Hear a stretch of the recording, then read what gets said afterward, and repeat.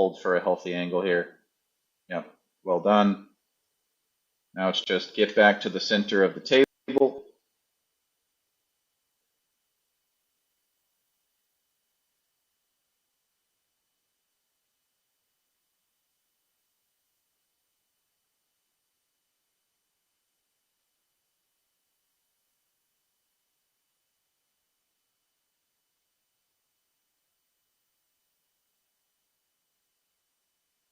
Perfectly positioned, center of the table, very well done. Looking like he's doing all right here. Shouldn't have any issues cleaning up the rest of this rack. And if someone can capture the chat all the way through this set, that would be great. I want to make a little book of inspirational daily quotes from Ray Linares. Most recent one is potting is for gardening and recreational use of marijuana. That will be day number 37 of the book. Right, yes, this is a 4-inch pocket table. So these are not 4 1/4. These are true 4-inch pockets.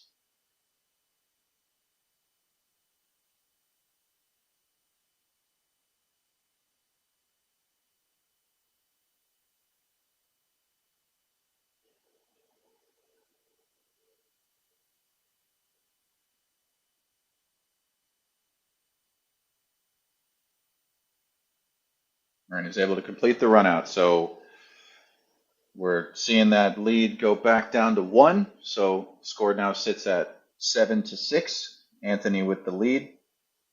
But so far, Guama's had a little bit of a more consistent break. So if he can just clean up just some of the little mistakes that are happening, we might see him start to put a package together. So that's a big challenge about winner break matches with a template rack like this. You know, if one player just really finds that break and just gets dialed in, you might not get to the table again until they've put 5 or 6 racks on you. So that is an ever looming concern with these level of players.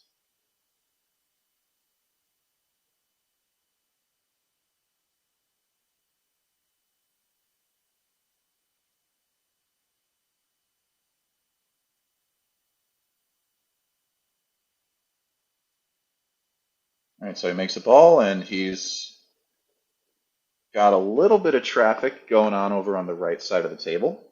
And I don't think he's got a clean shot on the 1, but the 1 is sufficiently close. I think he can just go rail first and knock it in. Or he can opt to go for the jump. Either one should be pretty manageable. And if the 2 passes by the 9 and goes up to the corner, he should have a pretty natural line to that. But there's definitely a lot of work he's got to do in this rack to develop everything.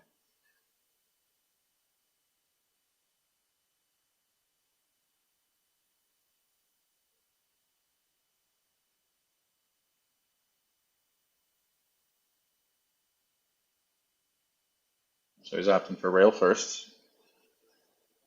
Oh, and he unfortunately misses the whole ball. All right, so he's going to give Anthony an opportunity here. All right, let's look. How do you develop these balls? All right, so what Anthony's looking at is seeing if he can carom the 2 off the 6 into the side. If he can do that, that will develop the 6, develop the 4, and should afford him some shape on the 3 afterwards. So that does seem to be what he's trying to do. He's trying to just kill 2 birds with 1 stone here right now, get all the development out of the way with one shot, and he hooks himself. It's really hard to tell if he's fully hooked himself. He might be able to see a sliver of this, but it's kind of a scratch shot, even if he can see it. So he's probably going to have to play some kind of jump safe or mass ace safe or something. Uncharacteristic to see that kind of a mistake off of a ball in hand like that.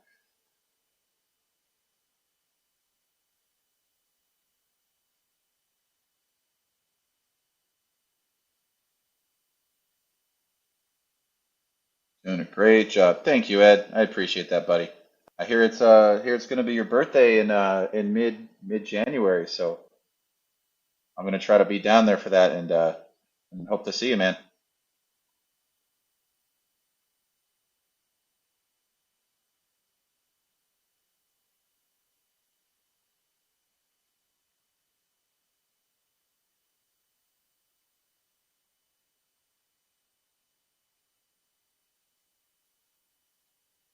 Oh wow, so he tried to go for the cut, and he unfortunately misses it. But there's still a lot of work to be done on that five ball. I think there may be an opportunistic cross-side bank, but it's going to be really tight. I mean, first step is first, trying to get shape on the three ball, making sure to avoid this traffic here. So I think he's going to go forward with it. Yeah, so he's going forward. Is he going to avoid the trap? Yep, he avoids everything, but he gets short side. But I think he overran it so much that I think he got good again. He might actually be able to just stop the ball right where it is. Just carry him off the four into the six, make the six in the side, and lay up pretty easily for the four in the top left. Yep, that's what he's opting to do.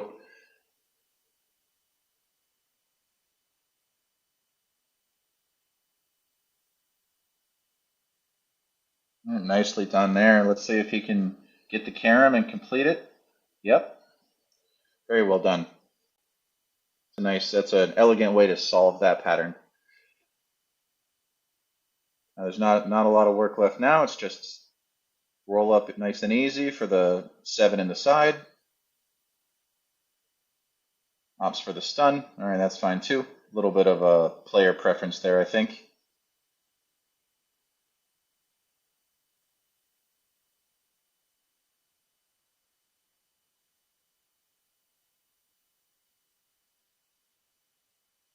Daniel, yeah, I'm not gonna commentate too much on the other halls. I don't want to have any concern or might say the wrong thing or whatever. But yeah, Lucky's having some challenges right now, and Classic is obviously having a very large growth period right now. They're extending their room, so yeah, I will say holistically, it's a good time for Broward Pool. In general, it's just a good time for Broward Pool.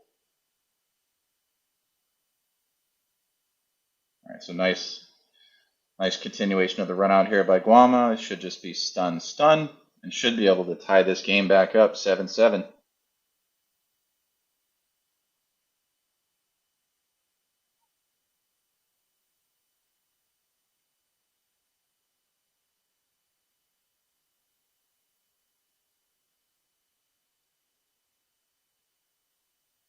All right, he completes the run out. So back to even. So we're seeing less mistakes, but we're still seeing a couple mistakes. So that time Anthony had a positional error at the beginning of the rack, and Guama was able to punish that.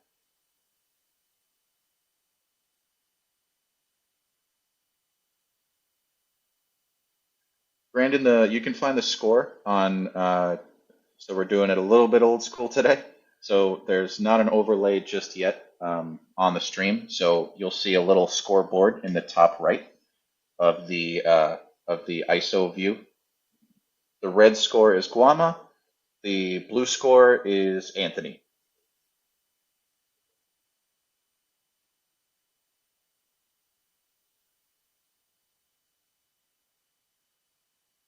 I'm a couple balls down.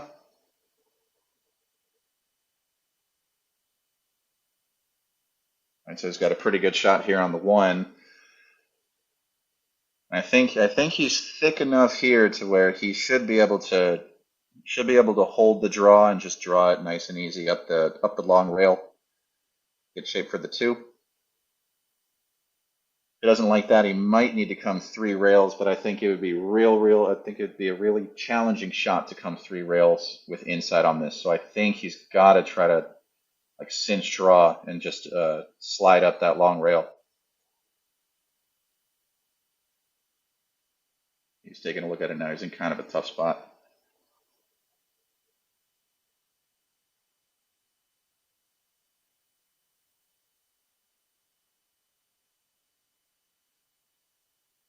And so that's what he went for, where he was trying to do like a cinch draw with like 18 tips of outside, but he's not able to clear the 8 and the 10. So he might still have a jump here. Worst case, he can kick it. It's a blind kick, but if he went to the school of Ray Linares, he should be able to line this up pretty well, make this, and come out for shape on the 3 in the same pocket. So yeah, that looks like he's going for that kick shot. All right, very nicely done. Strategically uses the 4 ball to hold position on the cue. And now everything is open. Not a lot of development left. Just needs to keep the cue ball tight. Under hits this a little bit, but he should be fine. To slice this in, come to rail in the same pocket.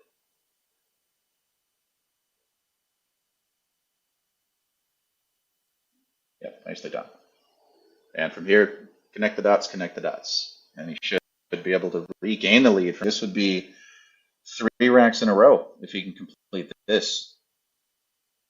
I think that might be the story of what we see, throughout this whole rack is just back and forth, back and forth. I'm not sold yet on either one of the players if they can really create a large lead yet. I think we're going to continue to see the back and forth, which is exciting for all of us as spectators.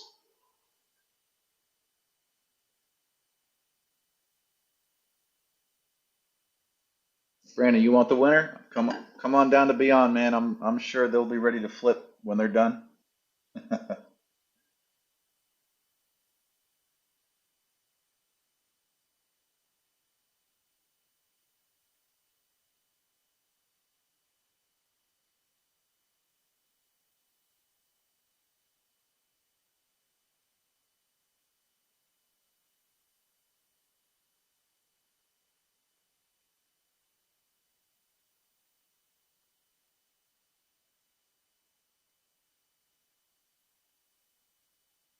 Jump for the corner, and all right, he makes it in the corner. Gets perfect on the 10. We're going to see him regain the lead for the first time in a little bit. All right, so he's back up over Anthony. So Guama's now up 8-7, and he'll be breaking again. So that was, I think that was only the second or third break and run that we've seen so far today. And it really just comes down to, if he can find the way to make the ball on the break, get shape on the 1, he might start opening this up a little bit. But we have yet to see multiple break and runs in a row. So let's see if he can be the first one to string a couple together.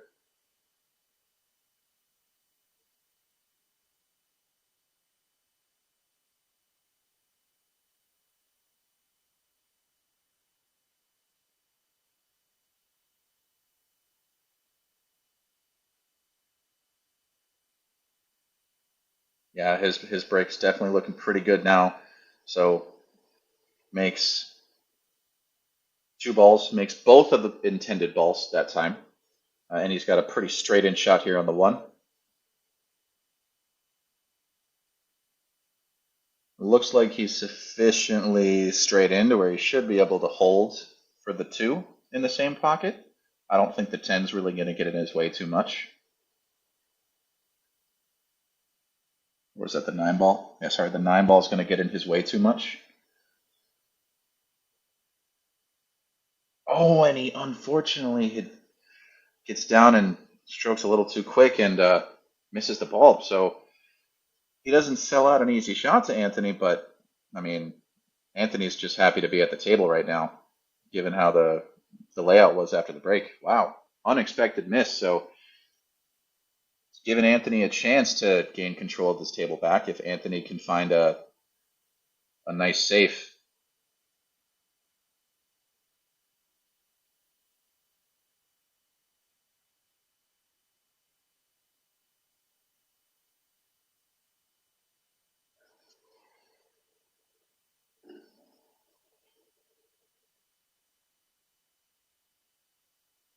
It looks like he's gonna leave an edge of it, but not enough to actually be aggressive here.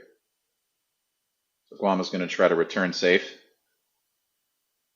Mix it a little bit, and he's going to get pretty good save here.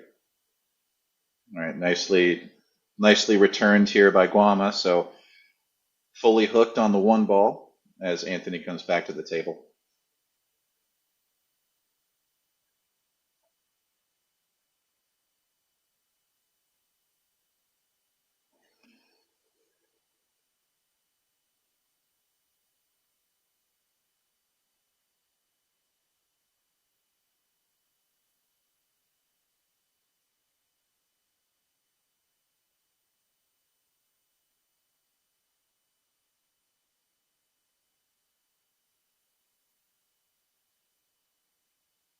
So he's calling it in the bottom left.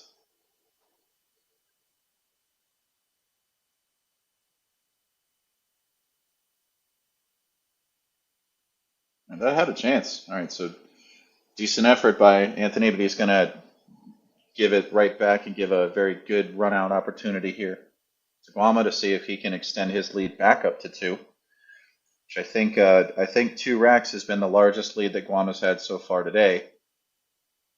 So he's going to try to get back to that and hopefully extend it.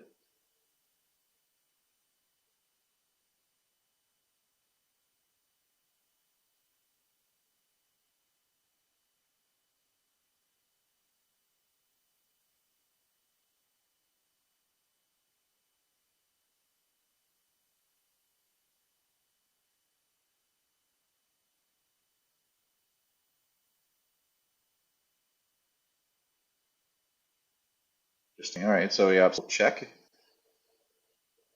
Well played. Gets on the right side of the shot line. Should be able to draw back for the 5. No problems.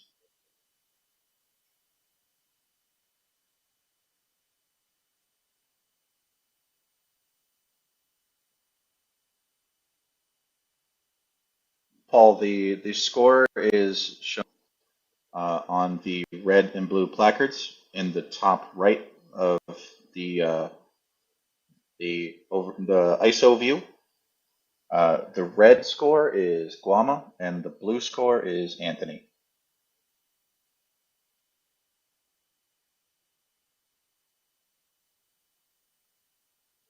Right, so he leaves a little angle here. It's just got to make sure he gets back and forth. That's all.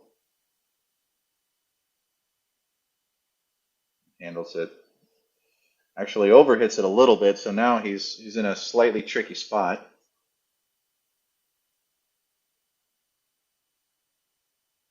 Should be able to just float this in and hold for either the 9 and the side if he wants to, or come all the way to the bottom long rail to make the 9 up in the corner.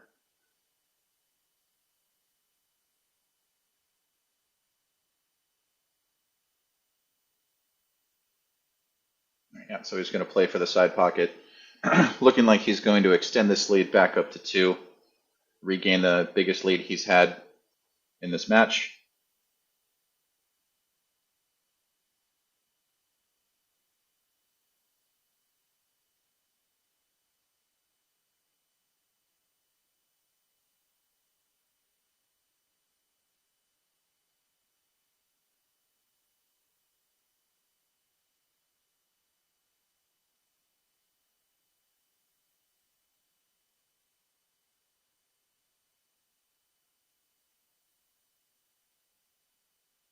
Taking his time with it. All right, but he's got it. All right, so he extends the lead back to 2 racks, so 9-7. So we're about a third of the way through this match. So far, it's been pretty close. It's been back and forth. You know, we've seen Anthony have a lead. We've seen Guama have a lead. Keep battling. So far, it's been really exciting to watch. Hopefully, it continues. I know for all the folks on the rail who are sweating the match, they'd love to see their guy run away with it immediately. But as a neutral spectator, it's fun to see a close match.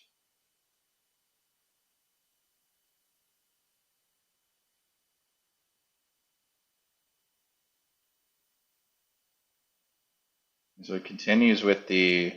No, he doesn't make anything this time. So into his streak of successful breaks.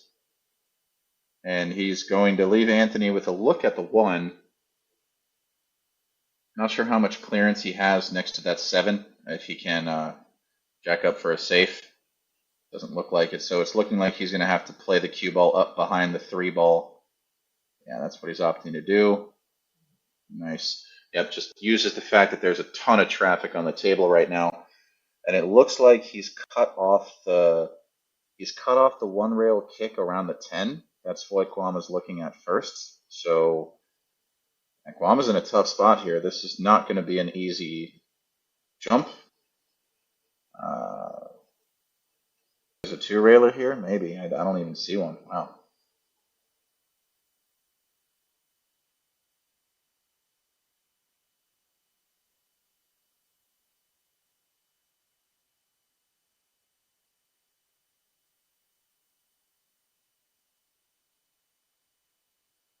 Yeah, so it winds up hitting the 7 first, gives Anthony ball in hand. Successful safety there. Really nicely played. Now he's just got to figure out where the 2 ball goes. Doesn't look like it has an easy pocket unless he can get short side on this ball.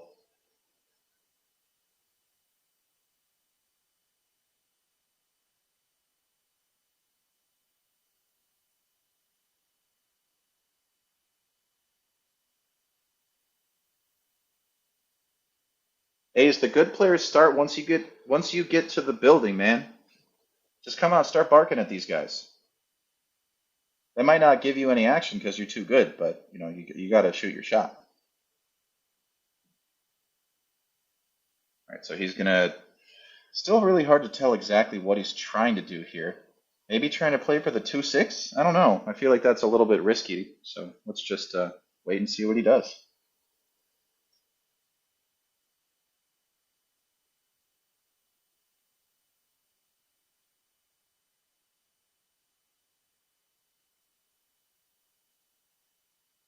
Well, that was a very touchy shot. So nice control there by Anthony to avoid the 3, and more importantly, avoid getting hooked on the 3.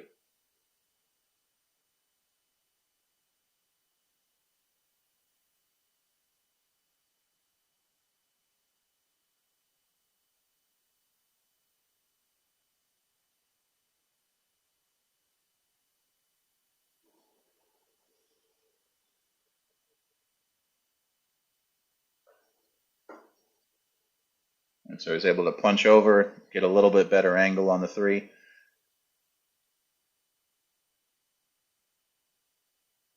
think he's got to play for the 4 in the side, I think, but he's checking to see if it goes in the corner first.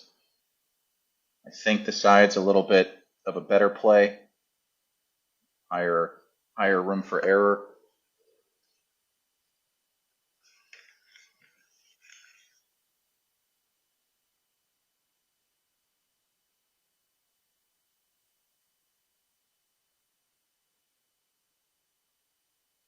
Stands back up, doesn't like it. Doesn't like something about this. I don't know.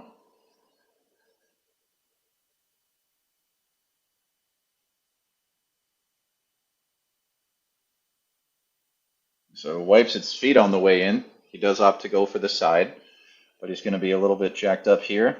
So now he's going to have to play the 5 in the side as well. Shouldn't be any issue as long as he can just avoid the 9 ball.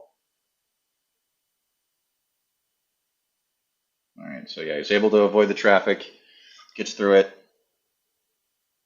One last piece of work is he's got to come 2 rails, shape off the 6 ball to the 7, and then after that he should be in a good spot. So let's see if he can just get through these next 2 shots and keep the line.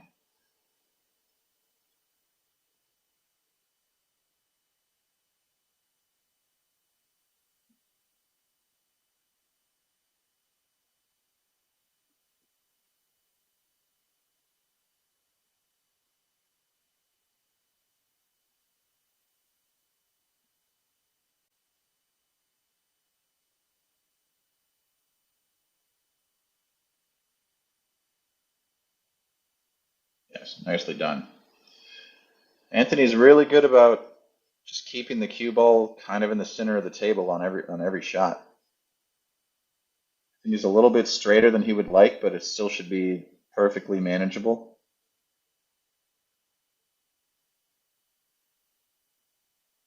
Ace asks what they're playing for. Benny's right. They're playing for high fives and IOUs. That's it.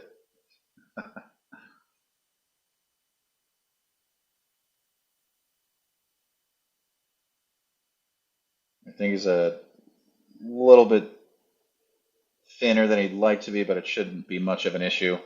Should be able to do a number of different things to get shape on this 9.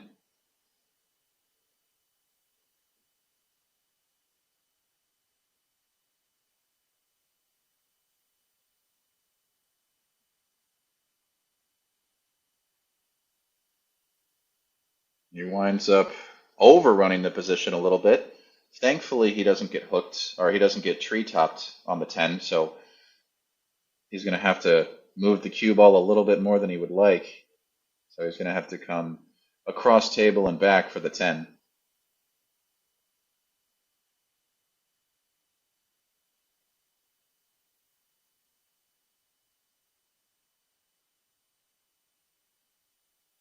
All right, well, the speed is perfect here. It's looking like he should be able to close this lead back to 1 rack.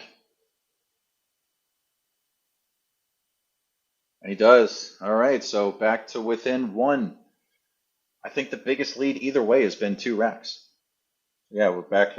Anthony with 8, Guama with 9, still in the lead, but Anthony with the all-important break. So let's see if he can find a rhythm. I mean, this is his home room. It's where he plays out of most of the time and knows these tables. But they are brand new tables, so I mean that it's not that much of an advantage yet. He doesn't have any extra knowledge of how things play or how certain rails play. So he's still figuring out a little bit as well.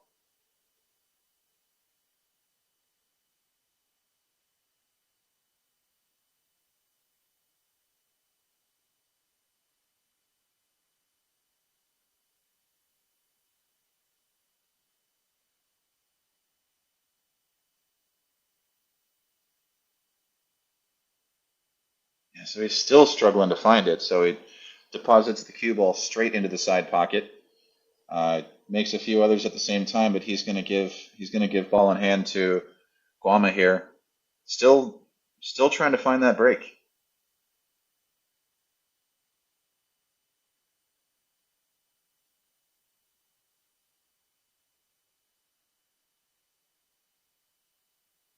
Yeah, we're pretty much gonna. Biggest lead was 3 games. Arturo, yes, thank you, Arturo. Guama was up early, 4-1.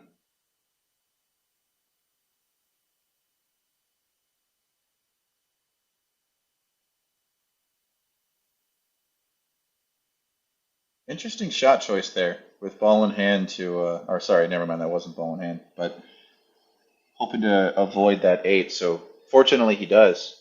It was a very, very close, very sensitive positional window there.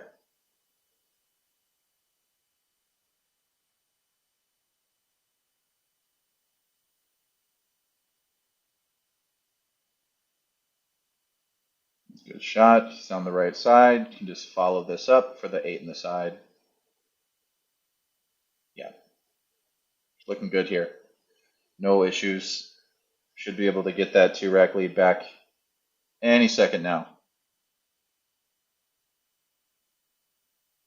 And I think Ray made an earlier point that tempo will matter quite a lot in this match because as we see, the 2 players have pretty contrasting tempos.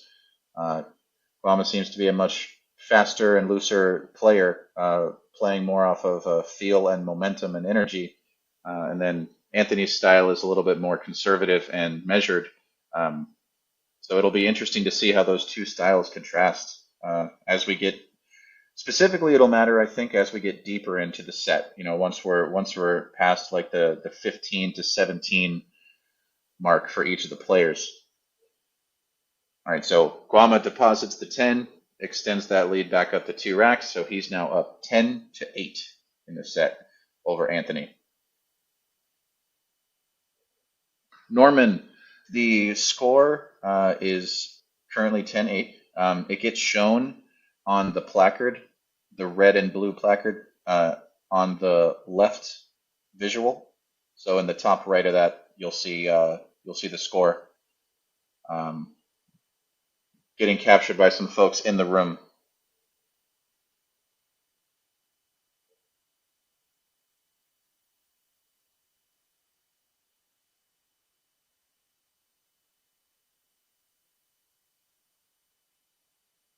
And so Guama is able to make the 3, and he also makes the 2. So he has what looks like a bank option here on the 1 or play safe. He's going to opt for the safe. Much higher percentage play here.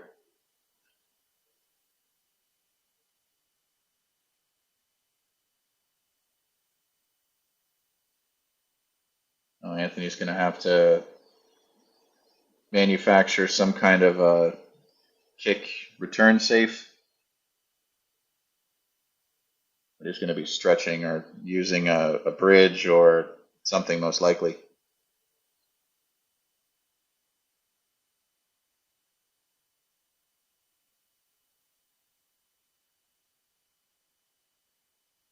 Arturo, yes, the score is currently 10-8.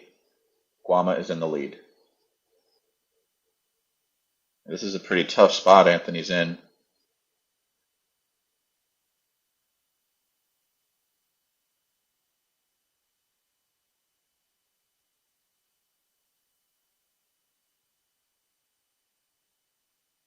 And so he misses it completely. Oh, is he going to touch the 9? No, he does not. That's going to be the one development Guama needs to do here. So he plays a great safe, gets rewarded with ball in hand, and now he needs to break out the 7. Looking like he's going to do it right now, or at least he has the option to do it right now.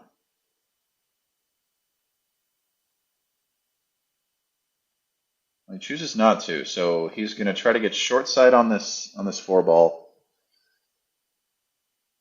Yeah, I don't know he has the line to do any sort of development here.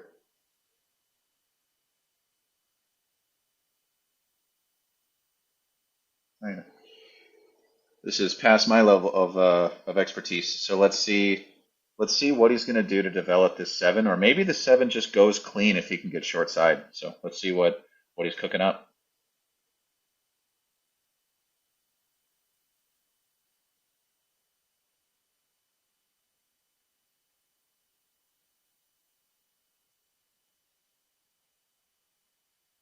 Got a little angle, but he's also kind of straight here. Does that go by the 9? I don't think it does. The way he's looking at it, it might.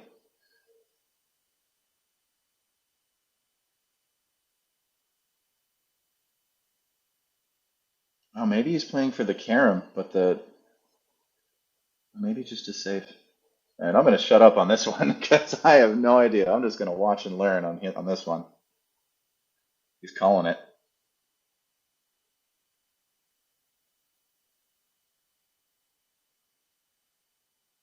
Dylan Bryan, thank you so much, brother. I appreciate that, man. I heard you were out this way in Seattle at Ox Billiards a little while ago. Oh, wow, that 7 went clean. Okay. Sometimes the camera can deceive, even with the overhead. All right, nice shot by Guama here. So looking like he's about to get back the largest lead he's had so far at 3 racks.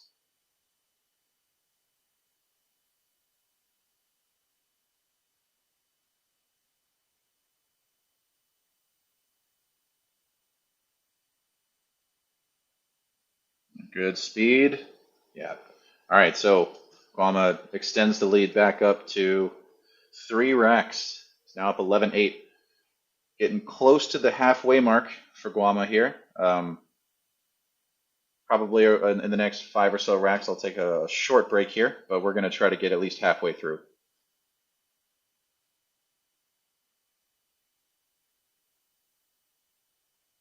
Again, we're seeing the importance of controlling the table after the break. We're seeing the difference in making at least one, even if you don't have a clean shot, but just maintaining control, versus Anthony, who's been struggling to find consistency on the break so far, and he's had to rely heavily on late rack mistakes from Guama to stay in the set so far. So let's see if he can continue this and make something on the break. Oh, and it looks like he's in a scratch. So he broke dry and scratched. Commentator's curse. So let's see if Anthony can take advantage of it.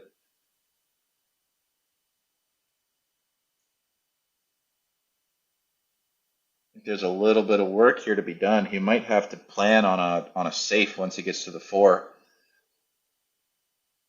I don't see many balls in the vicinity he can use to break it out.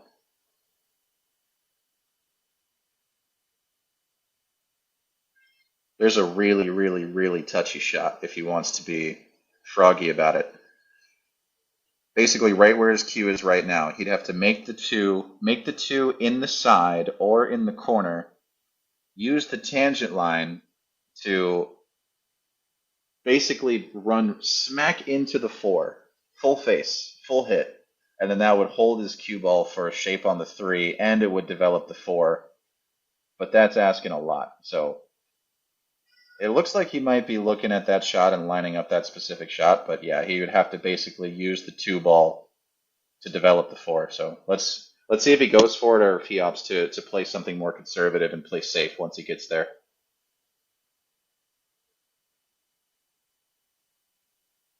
I don't know what's going on this one. He's got a kind of a weird shot line on this two.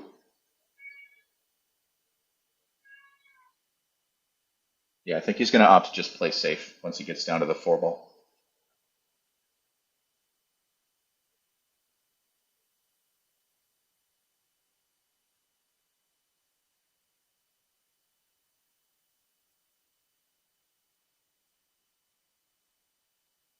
Yeah, Dylan, if you're ever back this way, feel free to hit me up. I'm only in town out here maybe, I don't know, 50% of the time. A lot of times I'm on the road for work or down south with Beyond. But yeah, if you're ever down here, we'd love to show you around a little bit. All right, so Anthony overruns position on this three, so he might just have to freeze Guama on the eight, play a safe here. I don't know that there's much opportunity for a run out at this point.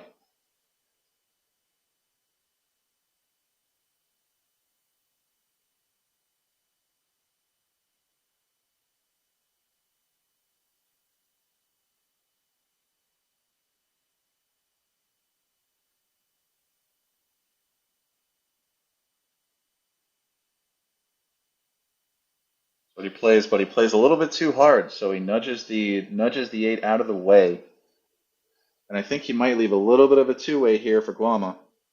I think Guama can attempt the bank and also slide the cue ball up by the 10 ball, effectively providing cover in the event he misses. Yep, but he makes it. It's going to have a little bit of awkward cueing here, and I don't think it's going to be trivial to get shape on the two. I think he needs to get his bridge out or really, really stretch. He's going to have to play this high right, three rails around.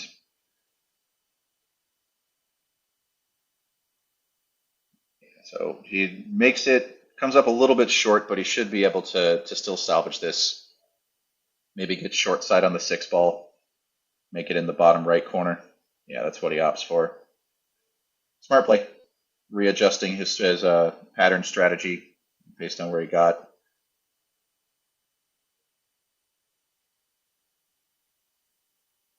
I think the 9-10 is a little funny to try to actually run out the 9 and 10, but I think the 9-10 combo is pretty wired in the side, so I think he may just opt for that combo once he gets to it.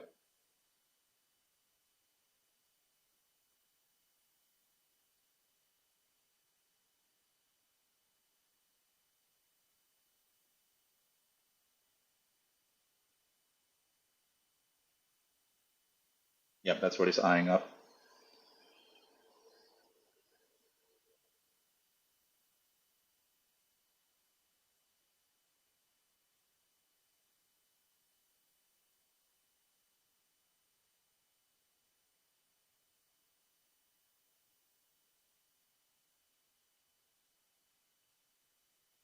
punches that in with some authority. Yep, he calls the combo in the side.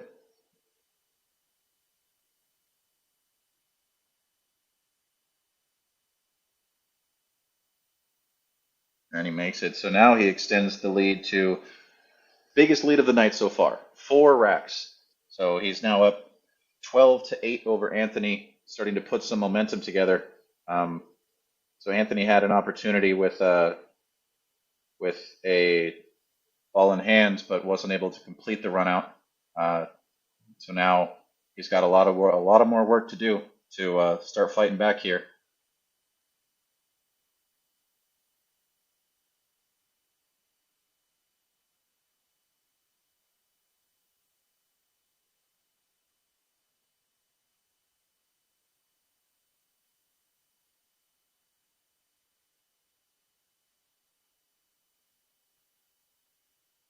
All right, and then continues the success on the break too. He's really parking that cue ball in the middle, giving the one over the corner pocket, making a ball in the side pocket.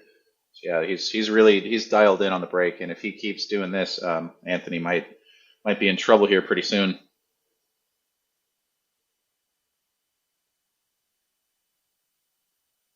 Colin, not saying exact numbers, but between what's in the middle and what's on the rail, tens of thousands of dollars, multiple tens of thousands.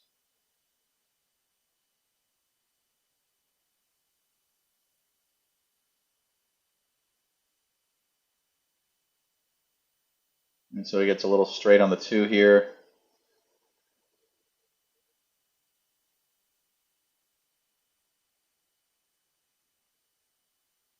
But he holds it pretty well. Slides back for the three in the same pocket.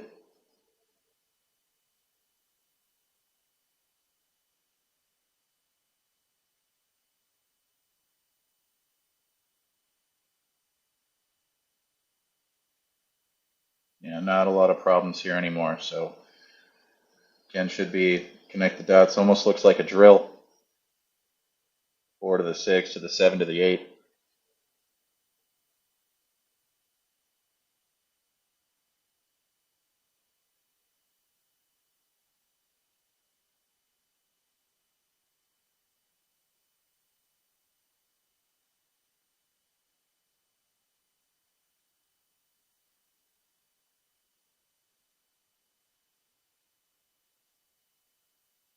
And so it comes up a little short, so he just has a little bit of extra work he would have liked to avoid. So he'll have to stun this over to get to the right or the top of the 8 ball.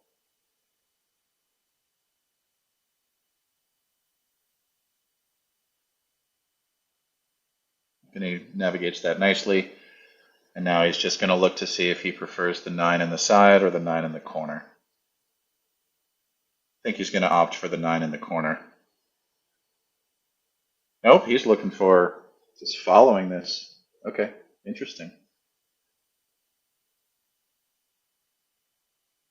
This is probably the higher percentage play actually. This makes it to where after he makes the 9, he's pretty much coming along the shot line of the 10 the whole time.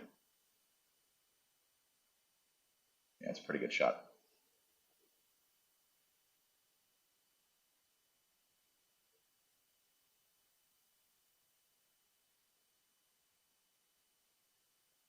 All right, and he just keeps marching along, so he's continuing to expand this lead now. It was a great break and run.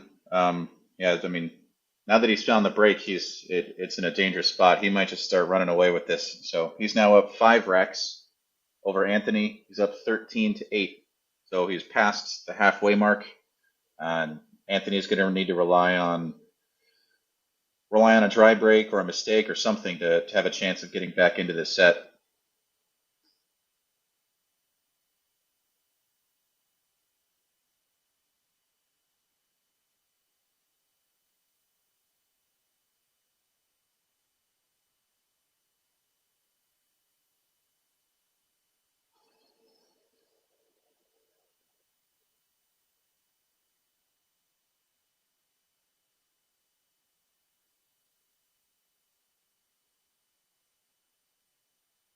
All right, well, here we go. This is this is what Anthony needed. So there's not an easy shot. It's never easy when your cue ball is frozen to the rail like this, but given the conditions, coming back to the table down 5, um, he's going to take whatever he can get. So thankfully the 2 is in really close proximity, so he can put all of his focus into just making this ball, not really worrying about the cue ball at all. All right, he's able to come with it and make that. Gets the built-in natural shape on the 2. And now it's just pure execution. Everything's open, no development needed. Let's just see if he can bear down and start clawing back into this deficit.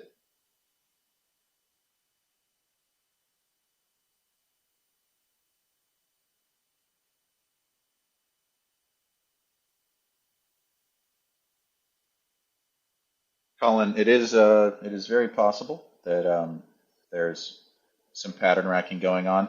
I don't know if there's any explicit rule against pattern racking though. I think it might be okay between these two guys.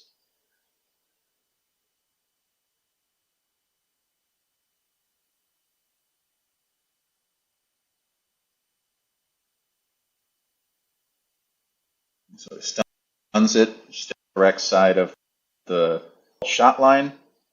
You can slide up, make the 5 on the side.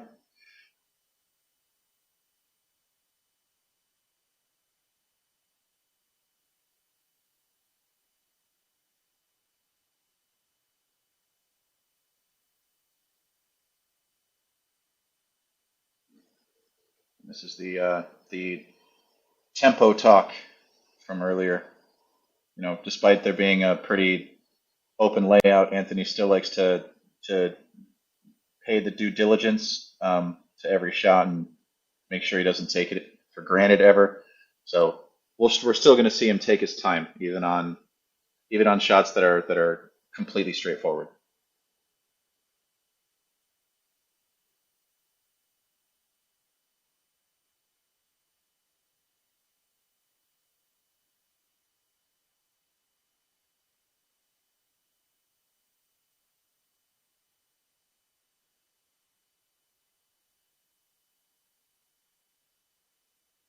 Nicely done. Now it's just make sure he finds the gap between the 8-9, and he does. All right, no work left, just 4 balls to make.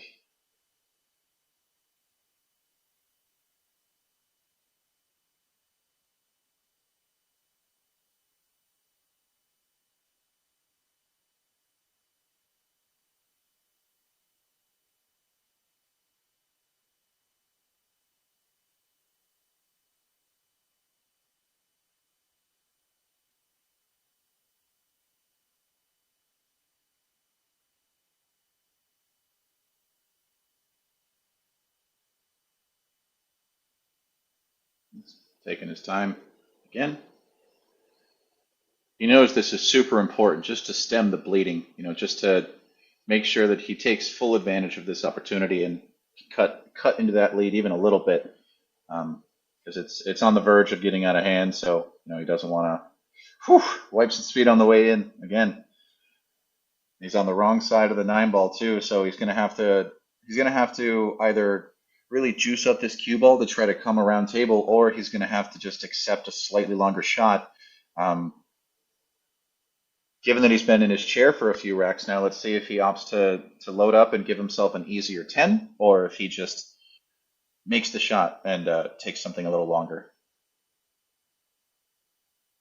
He chooses to load up, go around table, get a little bit closer to his work here. So taking on a little bit less distance, but a little bit more angle.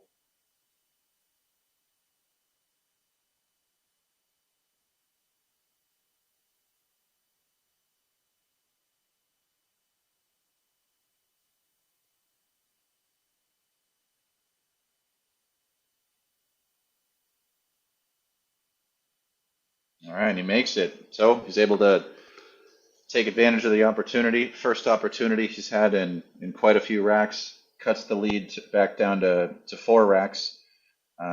Going to try to start to do his comeback streak now. So the score now stands at 13-9 with Guama in the lead.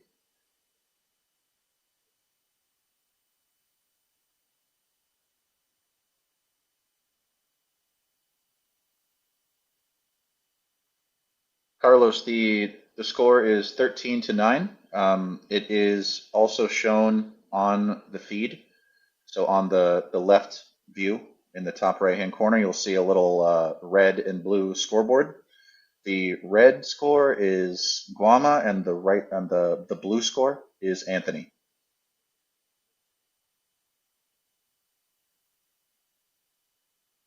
So Anthony is going to come up dry once again.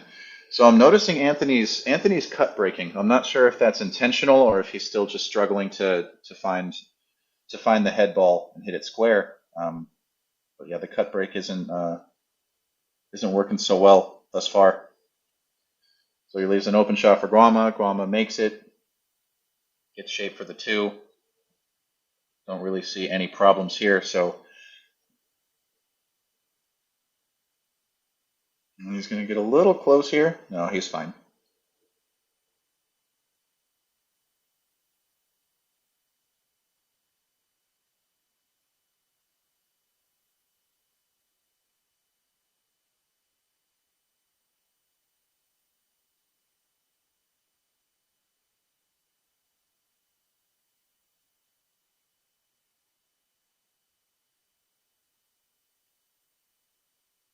It's a little bit straight here. The 5 ball is not sitting in the side. That's the 7 ball. The 5 is down at the opposite end of the table. Okay, he's going to give this a little bit of attention, make sure that he doesn't somehow hook himself.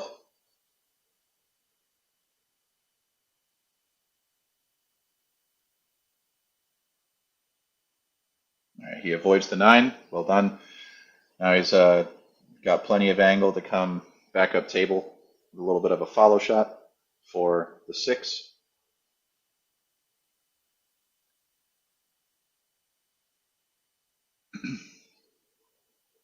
All right, he's looking pretty good here. Yeah, don't see any issues or world where he doesn't take that lead right back to 5 racks.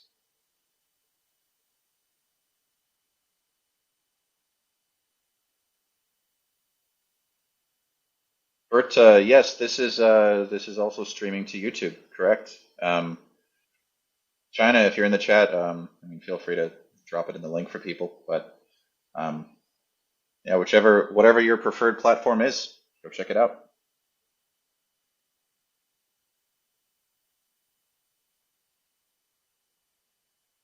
And Guama gets perfect on the 10, so yeah, he's going to extend this lead back up to 5 racks.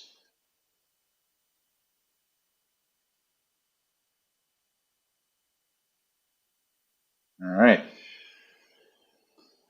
Yeah, so far, I mean, it's really been a story of the break.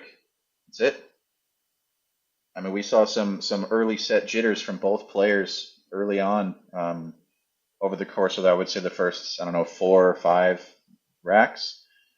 But since then, both players have cleaned it up a little bit, seeing a lot less mistakes, and it's really coming down to like who's executing better on this break.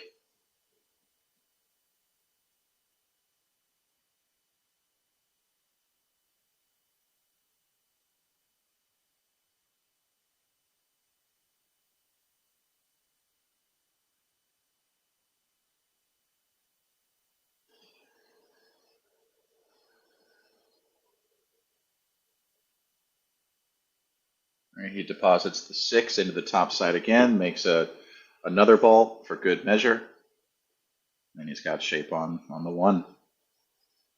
Might need the extension or a bridge here, but no matter. He's going to be happy with getting such an open look.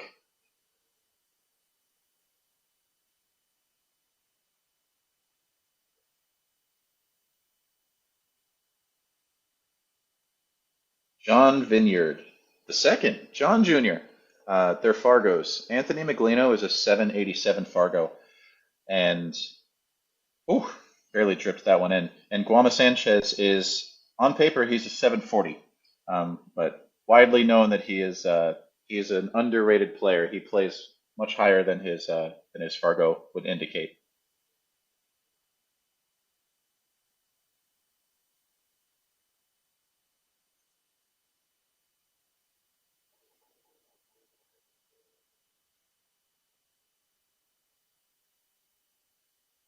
Also, yeah, he was really feeling good, feeling aggressive, and so decided to go for that cut on the three, and he's going to miss, and he's going to leave Anthony an opening here. So, first mistake we've seen from Guama in quite some time.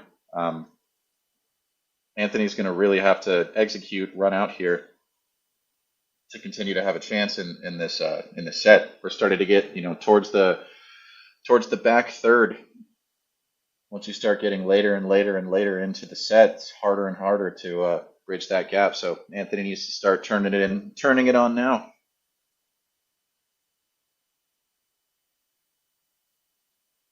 Yeah, so he runs right into the five. He was trying to get above the four, make it in the corner, but now he's trying to see if he even has a chance at it. Depending on how aggressive he wants to be, if he doesn't have the angle for this, he certainly has the cross side bank if he wants. But not sure if he's at the point yet in the match where he wants to be overly aggressive, or if he wants to still maintain the standard, kind of breakdown between um, conservative safeties and aggressive. Yeah, so he is. I think he's in that mode now. So he's going for the cross side bank right now. He's getting the sense that it's that time in the set. He's got to start trying for some stuff.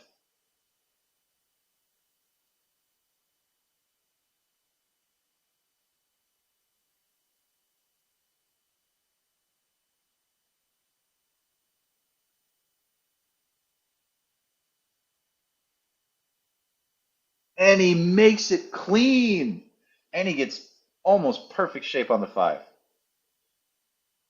Be a little bit thick on the angle, but that's probably the shot of the set so far, and sorely needed by Anthony.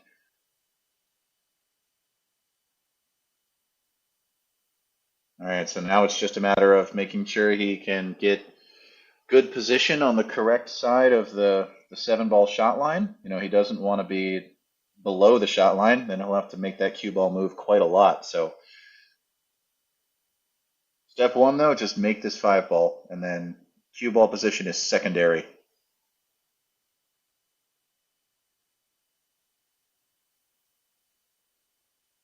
Right, very nicely done, and he did hold on the correct side of the shot line. So 2 for 2 on execution there. He can draw this above the 8, or he can follow it below the 8, whatever he's most comfortable with right now.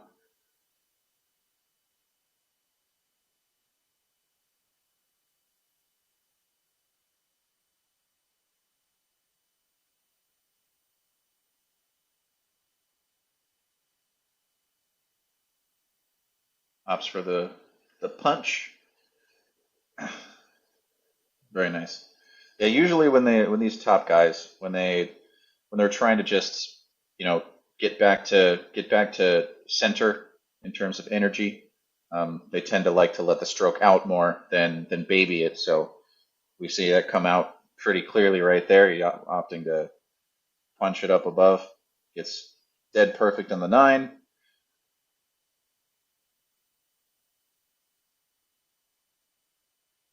And perfect on the 10. So we should see him get into the double digits and reduce the lead back to 4. Let's see.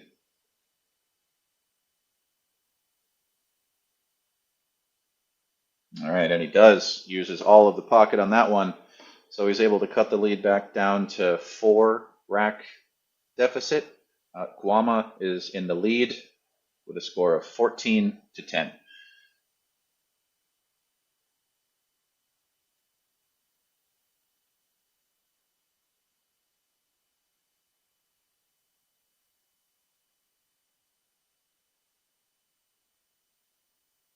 So this is around the time where Anthony really needs to magically find the break.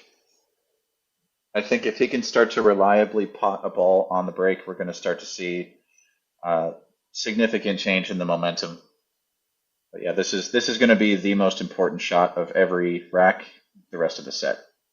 Now that both players are kind of, they're kind of settled down and they're playing their game more or less when it comes to potting and cue ball position. All right, so he definitely took quite a bit of speed off of that shot, and it paid off. He made the intended ball in the side pocket. He does have one cluster problem here, the 10 and the 5 up on the long rail.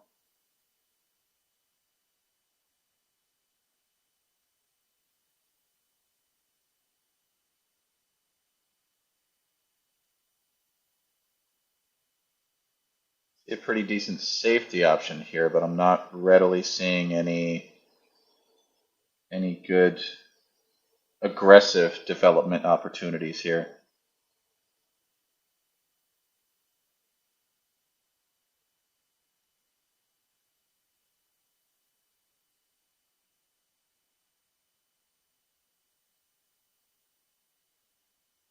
Hey Ray, why don't you give us an alternate term instead of potting? What do you call it? What do you call it? Shooting? Making balls? Successful strikes of high density polyurethane spheres?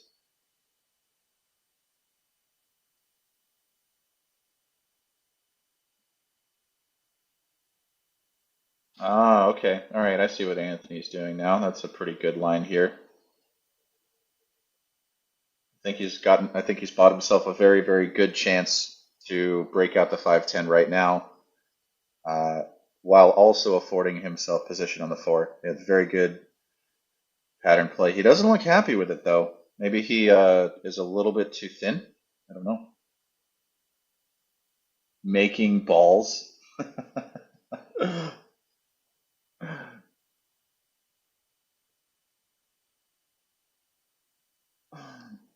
Thank you, Josh. I appreciate it, man. It's especially even harder 3,000 miles away. I don't usually if I'm like in the back room or something, I can at least, feel the crowd or kind of be have a little bit more energy, but this all occurred 3 minutes before the guys lagged for the match, so we're uh we're piloting a lot of things all at once right now. So thank you, Josh. I appreciate it, man.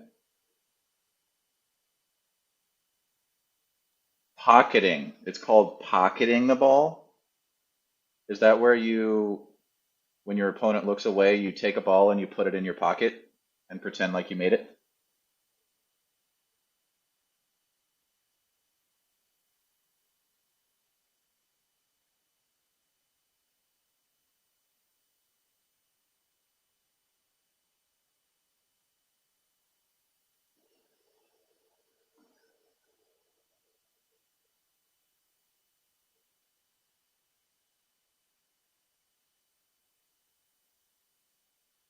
I don't really know what we could do here. I mean, I think he can make it and just slide up. Yeah, and he's gonna just barely thin this 5 ball, and he's gonna send the cue ball up table. I think that's all he's got right now.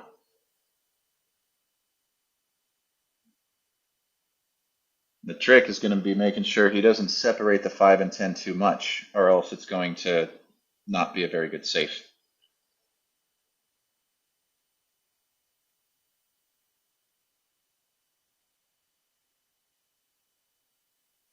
A little bit. So yeah, this is just very touchy.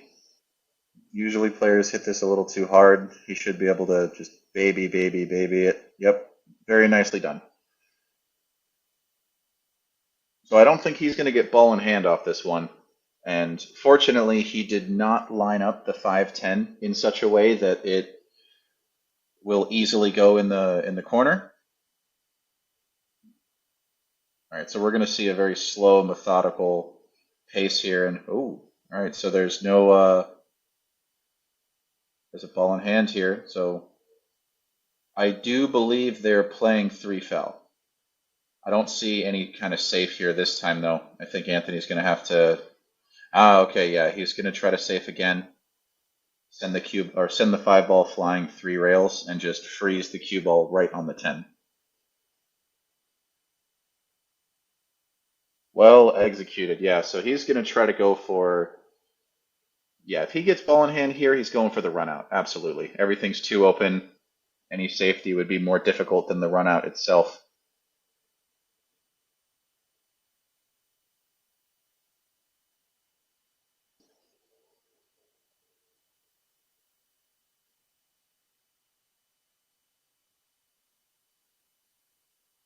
Ray, why don't you tell us about when your lame angle is taken away? How do you adjust?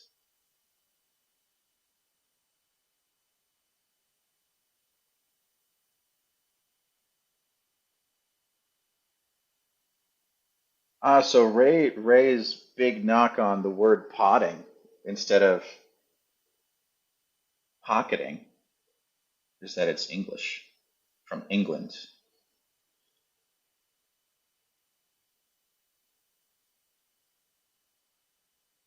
Ray, I think this might, there might be some little crosstalk between your feelings on potting versus pocketing and call pocket versus not in these rotation games. I think there's a common denominator between those two things.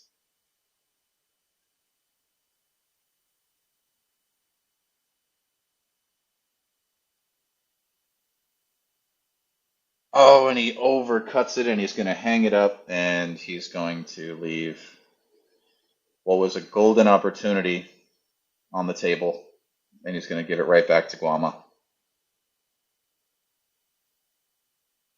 Oh man, that's got to sting a little bit. He's going to have to just have a really, really short-term memory and can't really afford any more mistakes from here on out.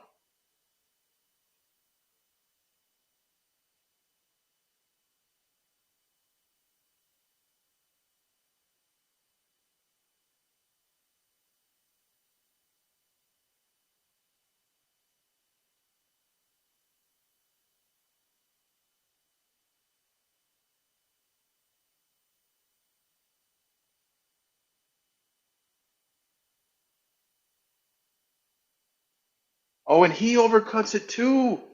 Oh man. So Anthony didn't in 1,000 years think he was going to get back to this table.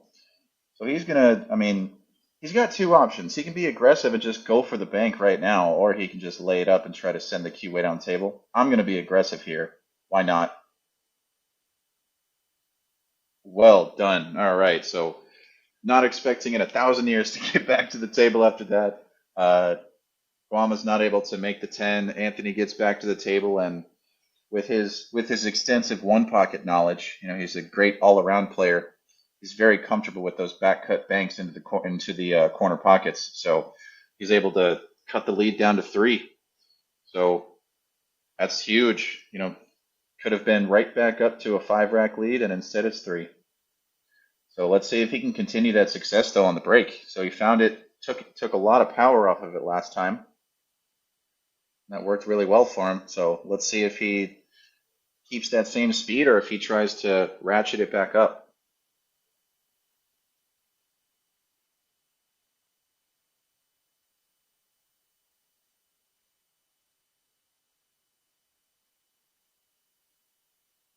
Does go back to the power, and this time he doesn't make one of his 2 side pocket balls, but he makes the 2 in the corner, and he's got a shot on the 1 in the same pocket. And I think the 4 clears the 8.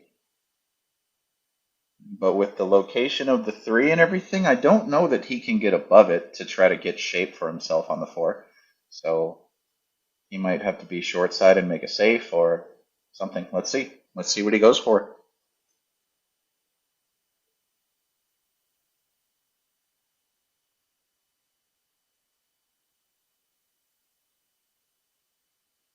He's got safes here if he wants them. He can make the 3, run into the 4. Hard to tell what's going to happen to the 4 and the cue ball and if he's guaranteed a shot or not.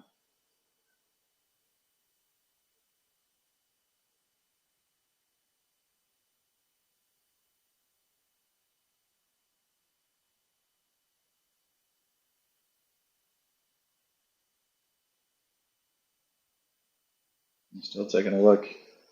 Yeah, so he's gonna go for the three. Curious how he's gonna try to. He might try to draw this to the. He might try to draw this around. Now he's gonna run into it and pray. He did try to draw around it, and he gets there by the skin of his teeth. He gets there. Wow. All right. After he makes this, the one last trick left is just getting from the 5 to the 6, and then he'll pretty much be done with the work of this rack. So let's see if he can make this and hold shape on the 5. Yep, he's taking his time to look at where he wants it, and then it's really about these next two shots. Then he should be in the clear if he can make them.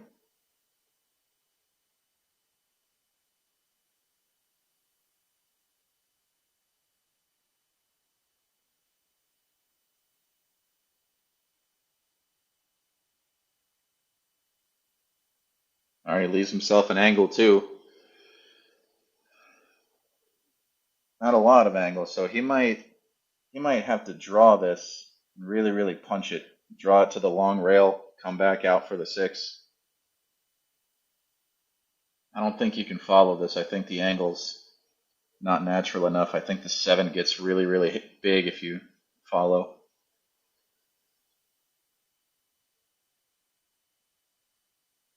Yep, he opts for the punch. Comes up a little shorter than he'd want to. Still a very makeable shot, but his work's not over anymore. One last good shot.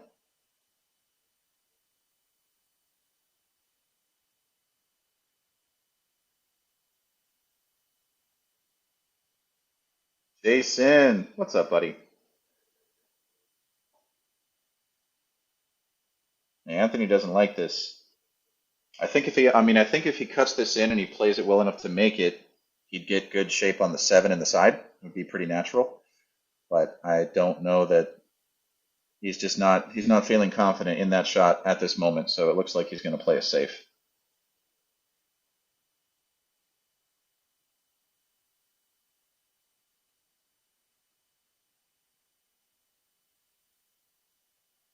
All right, that looks pretty well done. He might leave just a tiny bit of the right side of the 6 for Guama. Hard to tell right now.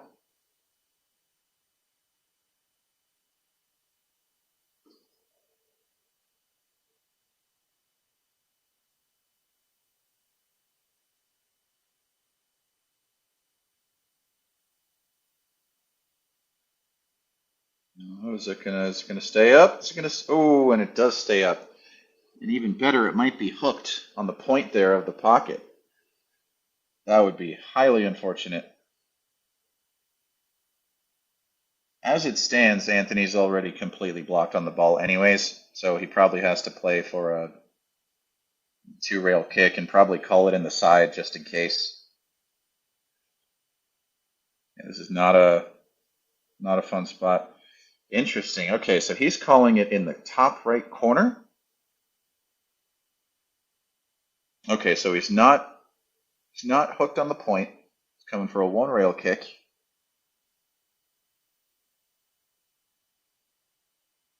And he called it there. What a try. All right, so he doesn't get it. He gives it back to Guama, but what a try. Good effort. All right, so Guama has opportunities here. He's got an open shot. He's going to go for the side pocket, it looks like. No, he just went for a safe. Interesting. I would have thought he would have been more aggressive there. He's taken the mature route of saying, "I'm up 3 racks. I'm going to make you do something to get it back." Ethan, thank you, buddy. Thanks, Ethan. You're a great guy, man. Can't wait to see you. I'll be back down in 3 weeks. I'll be back on the 24th for the big team event we got going on at Beyond that weekend. So I will see you then, brother.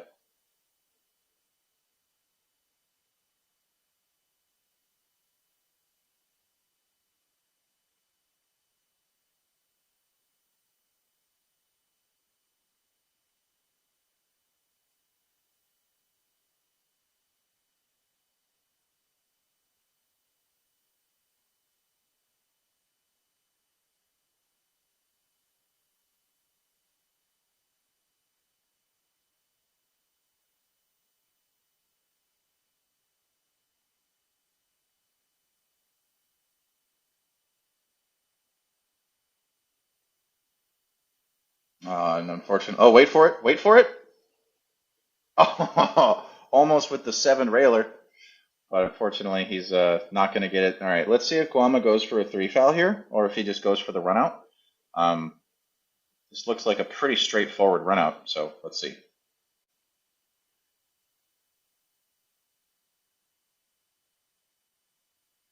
All right, so yeah, he is opting for the run out. Don't really see any problems, so it's looking like he's gonna be able to claw back some of this lead here and get back the 4 racks.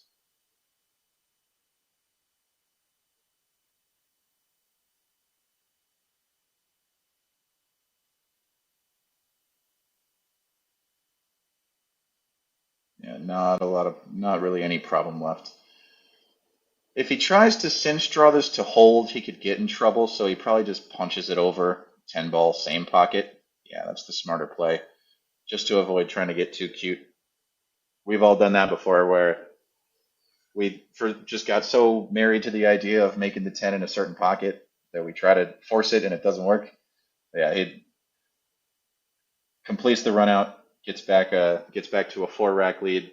He's now up 15 to 11 over Anthony.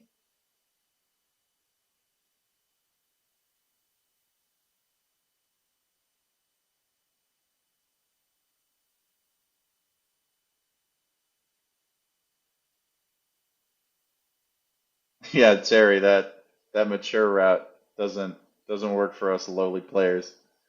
We'd mess it up and hit it too hard and sell out a shot, do something stupid. Yeah, these guys, that's how they get there.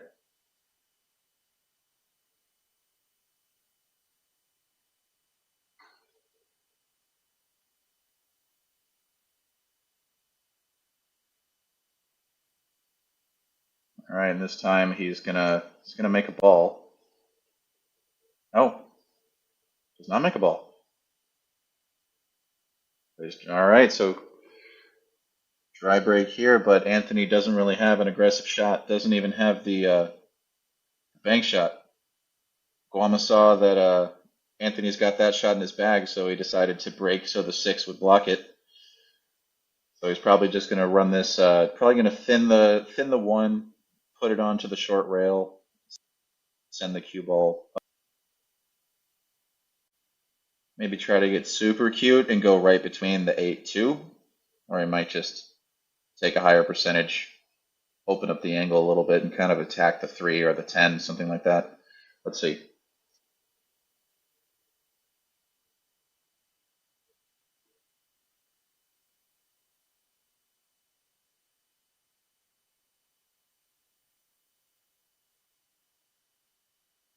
And so he opts to go with the 10 and the 3 as cover. Very nicely played. I think he's got 2 frozen balls and a full blocker in the middle there. So see a mass A shot from Guama, gets down very quick, and yeah, he just fired right away. So he's going to give ball in hand to Anthony here, and the one big problem is maybe the 5. Um, yeah, probably the 5.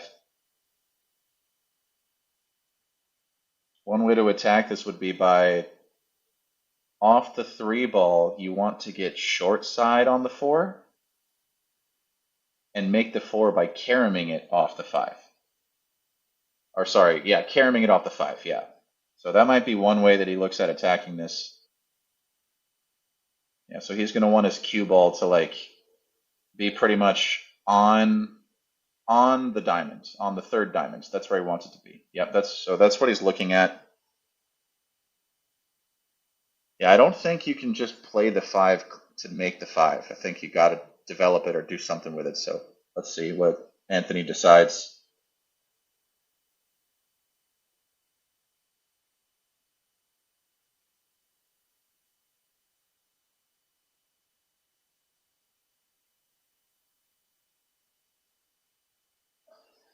This looks like a pretty much the dead perfect angle to get short side on the 4 if he is indeed trying to play for the carom off the 5. So let's see.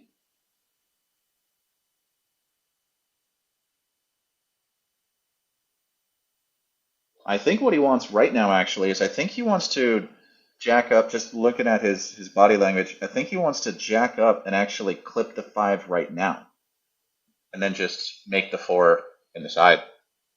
No carom needed. Yeah, that is what he went for, and that's a wow. That's unfortunate. So he played that very well, but unfortunately, he just fixes one problem and makes another. I think he's got enough here to where if he gets the cue ball correct, he can cross side bank this. Yeah, that's what he's lining up right now. But because of where the 8 ball is, he can't make the 4 in the corner, which would allow for a very easy cue ball position. So I think he's got to cut this in the side and then let the cue ball go flying and try to still somehow land up with very, very good shape on the 5. So this is going to be a really, really demanding shot here to try to make it and hold. It's looking like he recognizes that, so I think it looks like he's going to overrun the position. So he can still do a cross-side bank, but he's going to do it from the left side of the 5. So then he'll have to run the cue ball up table and back down again.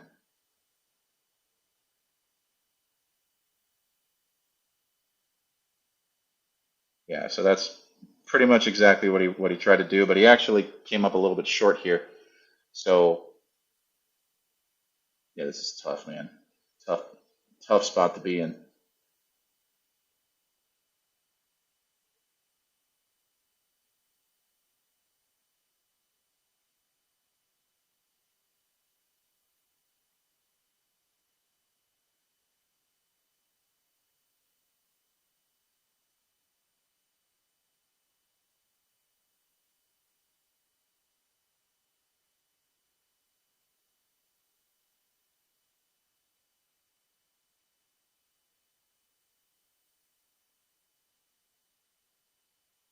I think he's gonna have to like try to draw this. I don't know, like bottom inside something, but he's got to be really worried about the double kiss here. That's the big challenge here. So the only way for him to really make this and have shape on the 6 next would be like a bottom inside draw shot to kind of be able to hit a little bit thinner, but then let's see. Yeah, it's tough.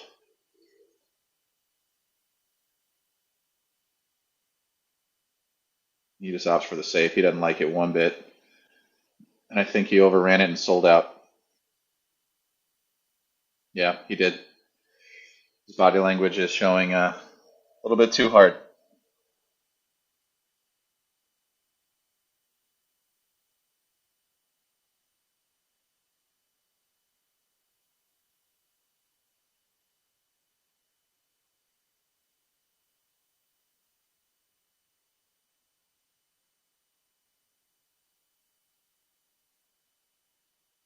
Yeah, so not much for Guama to do here.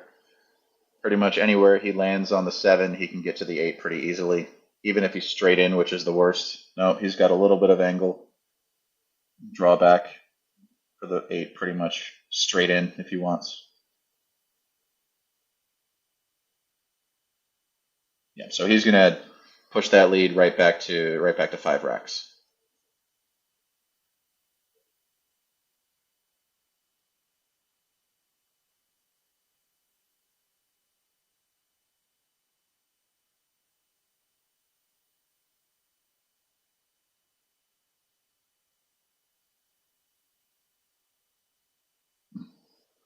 All right, so looking like Anthony hasn't been able to capitalize on a couple of the opportunities he's had. Granted, that was a very challenging rack. A lot of clusters and development to be done. Multiple options there, none of them easy. And he just got really, really unfortunate that the successful breakout he did have wound up leading to yet another problem that he just didn't have. He didn't have any ammunition to try to break it out again, so he had to try to do something, and ultimately second guessed the cross side bank and went for a safe and leaked out a little bit. So it's now getting to the back half of the set. Guama is up 16-11. He's going to be breaking here. I'm going to try to keep that success rolling off the break. And he does. Makes the 3, gets it down, but he will not have an easy shot on the 1 this time. Does have a shot if he chooses.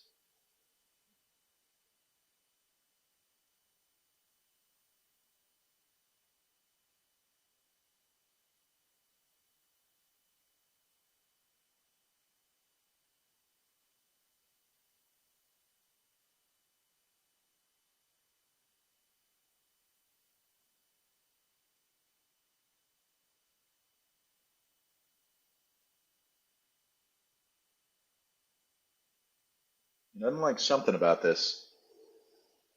Maybe he has a little bit too much angle and he might be worried about getting hooked behind the 10. No, yeah, he's choosing a safe now instead. He didn't like something. All right, so now it's his turn to leak out a little bit. So I don't know that this clears the 2-ball, but Anthony can see the whole 1. So at a minimum, he's going to have a basic safe, but it's not really a good option. He'll leave a pretty easy kick for Guama. He may just run the 1 into the 2, send the cue ball way up table, wrapping around 3 or 4 rails, trying to maybe go behind the 5. I don't know. Let's see.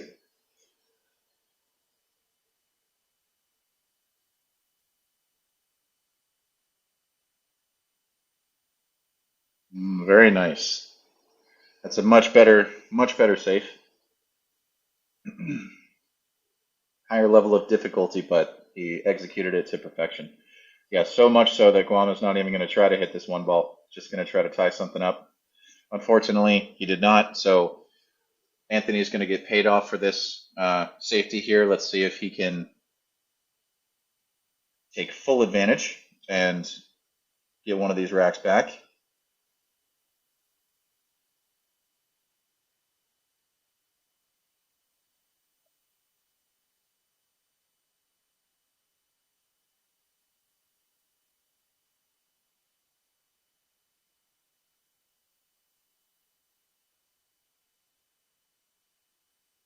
Considering how confident he is with his safes right now, I could see him trying to put him in jail behind the 5.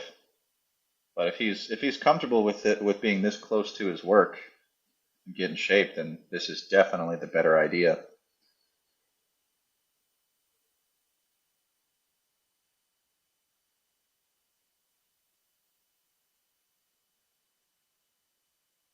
All right, nicely done. The 9 plays a little bit big here, so he's just got to make sure that he. This is touchier than most of it. Like I'm a 600 level player, right? So this to me looks very touchy to stun off the rail, come between the 9 and the side pocket, like between the bottom side pocket, making sure you don't scratch. Yeah, like this, and just making sure you don't clip the 9 and you don't scratch. Or I guess there's a third thing: you don't get hooked on the 10. Man, there are. It's just sometimes you just don't get those little 50-50 rolls. So I think now he's got to do a tiny bit of masse on this. Yeah, tiniest little bit. He's able to clear it. Has a thick enough angle that he doesn't have to go around any traffic. He can avoid it all. Just draw off the long rail, touch it outside.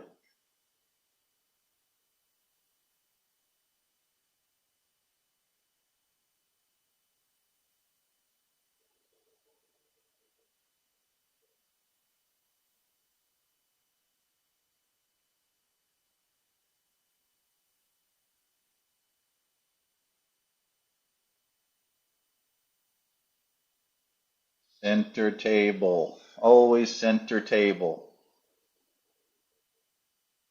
I don't know if he can follow this without avoiding the 8. If he can, that's what he's going to do. But if he can't, he's going to have to try to punch this and draw it. Come back to the center of the table again. Yeah, he was not able to clear it, so center table is where you will find his cue ball.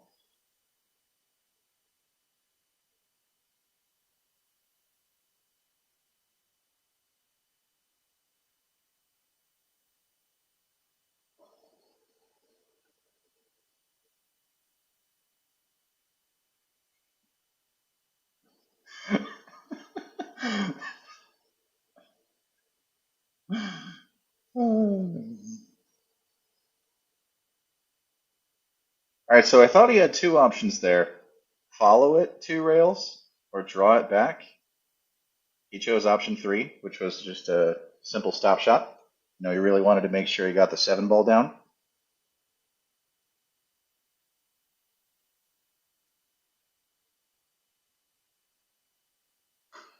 He's not, yeah, he's gonna question what was going on with that one. So, I mean, it's still for these guys, it's still a very makeable ball. He just needs to make sure that he just bears down.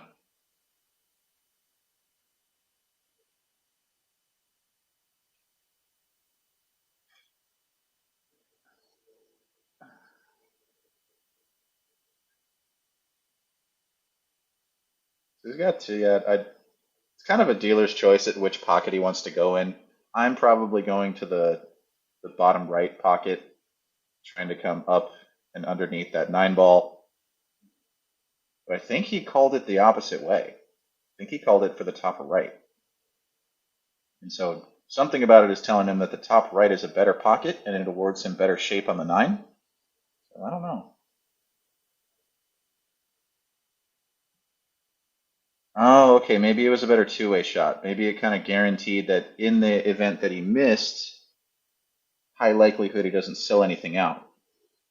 Okay, that's actually really interesting. I would have never considered that pocket for that shot.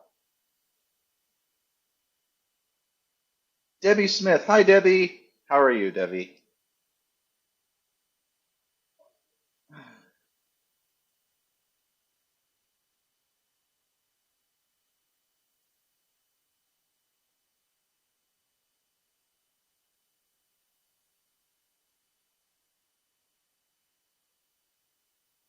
Yeah, if the eight's okay, so he's calling a shot, wants to get something there behind the nine, maybe the eight.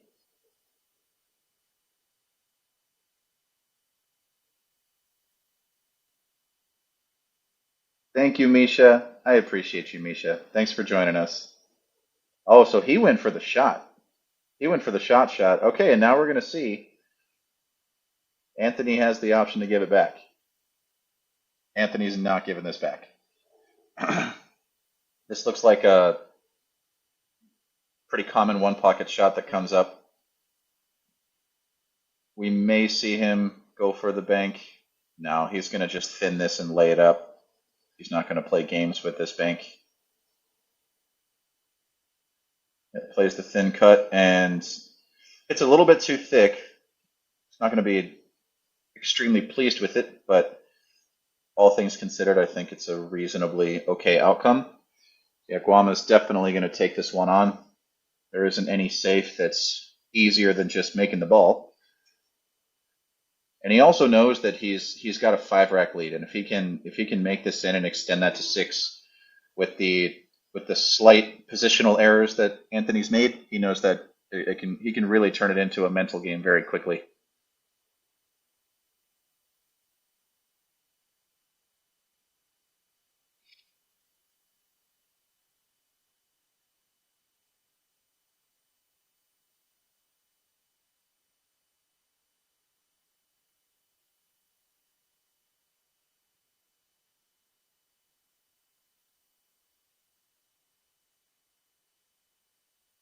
He's loading up. This is always better to be a four rail shape shot. Let your stroke out a little bit. And unfortunately, he misses it, but he's going to leave Anthony a tester shot here. I don't think this is a natural scratch angle, but it's very close. So Anthony might be worried about it and have to try to manipulate the path of the cue ball a little bit and make the shot even harder than it already is.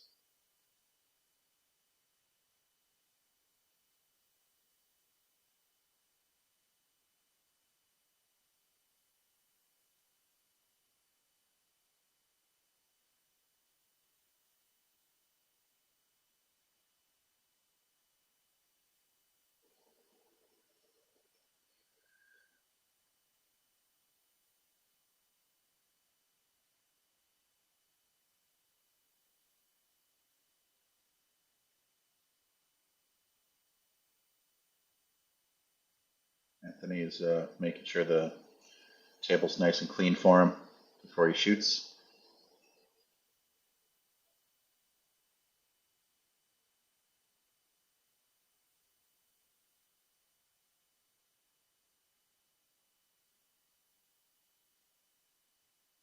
Great shot by Anthony. Yeah, so he was definitely worried about the scratch there. Wound up hitting that with a lot of draw, really flatten out the cue ball angle. Makes it, and it's looking like he's going to cut back into this lead, make it 4 racks again. All right, so he's fighting. He's trying to grind it out. Any chance he gets, he's trying to make the most of it. So we're back down to a 4 rack deficit. Guama's now up 16-12 over Anthony. So Anthony had that one break where he took the speed off of it, and he had some really good success. Then he went right back to the Mach 9 approach. So let's see if he tries to switch it up again and do that like 70% speed option. Seemed to be a little bit more controllable for him.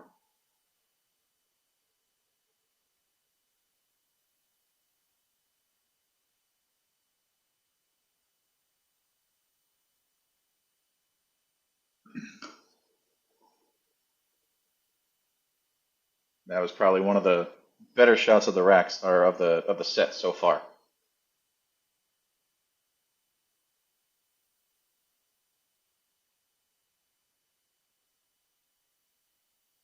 So he's still going with the power up. He's not finding a good way right now to maintain control when he ups the power. So we keep seeing him do an involuntary cut break, and he keeps finding the side pocket, and that's giving Guama a ton of chances and a lot of control over a lot of these racks, and that's playing out in the score.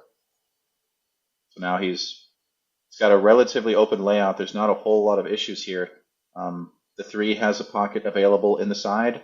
The 8 goes by the 9.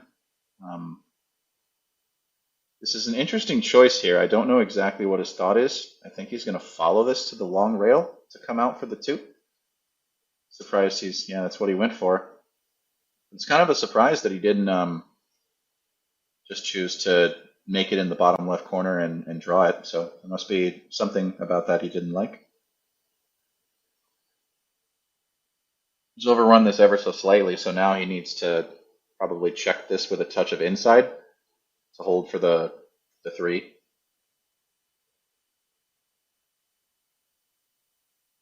That's what he goes for, and yeah, now he's just a touch out of line on all these shots, so I don't know that he can clear the 7 completely.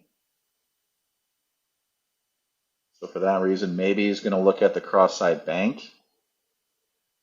He might be in a tough spot here. If he doesn't like either option, he may just choose to use that 7 as a safety ball, and just try to split it.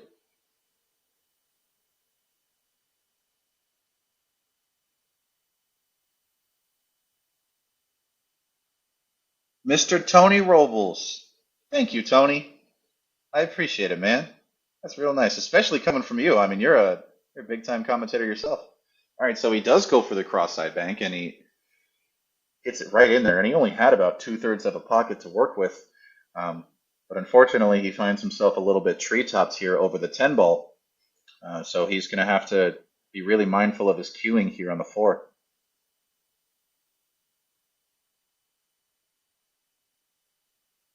Yeah, and it's that treetop showed up a little bit, so he's going to miss this ball. This shot looks very familiar. I think Shane Van Boning won a Moscone Cup on something like this. I think it was the 2 ball and the 9 ball.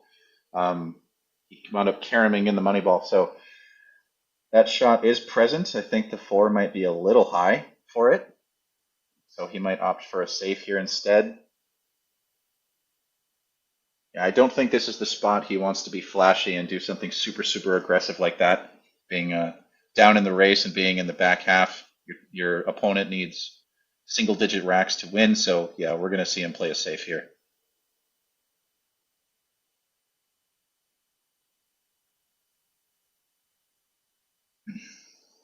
Good speed control, very good speed control.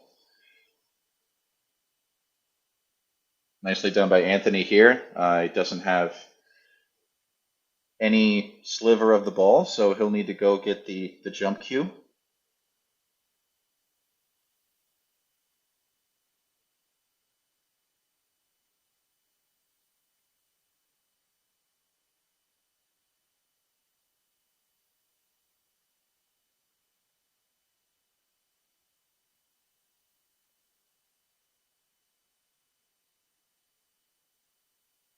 Did he try to cut that? Oh man, so he not only does he jump it, make good contact, looks like it's going to roll towards the pocket. He winds up catching the point of the side pocket and heading straight to the corner. So he's going to give Anthony ball in hand here. And I mean, there's no problems. So it's pure focus, just focus, and the layout is here.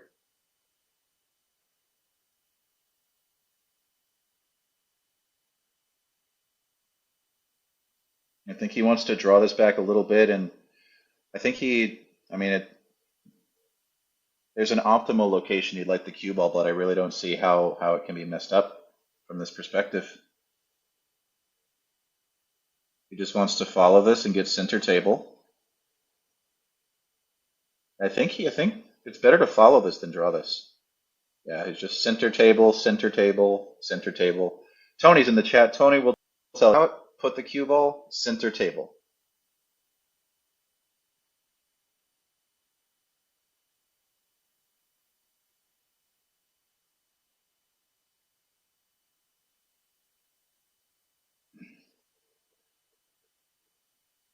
Smack dab in the center.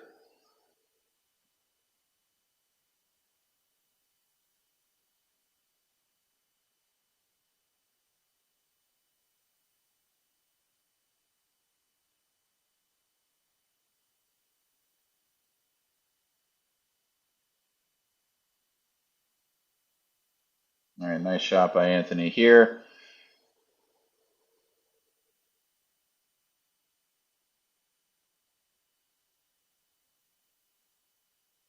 No problems, but he's just making sure he takes his time to keep any nerves or adrenaline in check.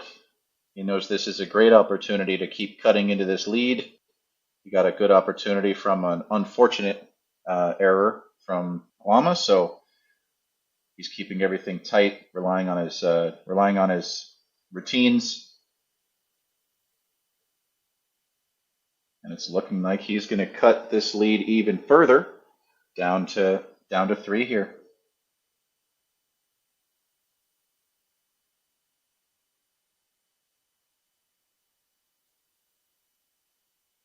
This is one of those scenarios where there's perfect and there's good enough. I like just stopping the ball here. You could try to jack up and draw it and get a little bit closer, but yeah, I like that. Just stun it in. Don't give yourself any chance of missing the ball.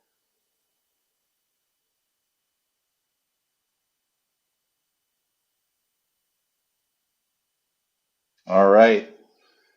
We're starting to get back to a pretty close set here. It's now sitting at 16 to 13. So back down to just a 3-rack lead. Guama is still in the lead. He is the red score. Anthony is the blue. Again, Anthony, I mean, we're going to see again if he can remember that he did the one soft break the one time. And let's see, because so far it's been either powerful cut break or 70% dead center of the one ball.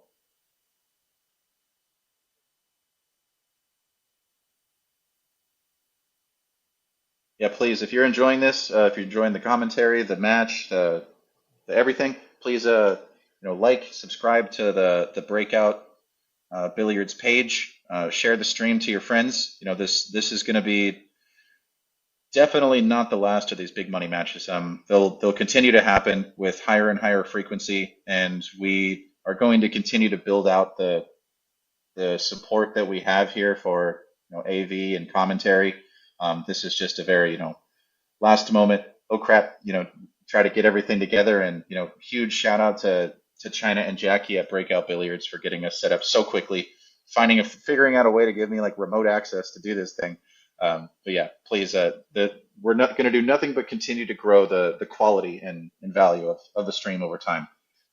All right, so during all that fun chat, Anthony scratches again on the break, and he's going to leave ball in hand for Guama here. No massive issues. I think if he's willing to settle for the 7-8 combo, there's zero issue at all.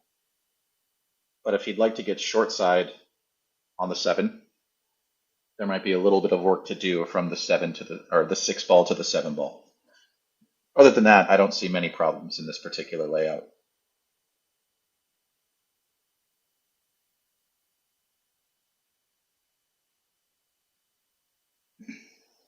There we go. So he gets a little bit straight here on the 4. Oh, I'm sorry, he's on the 3. He's fine.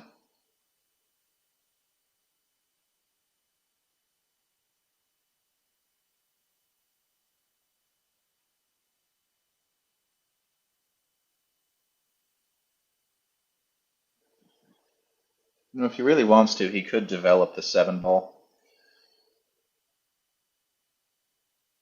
He says, nope, no need for that.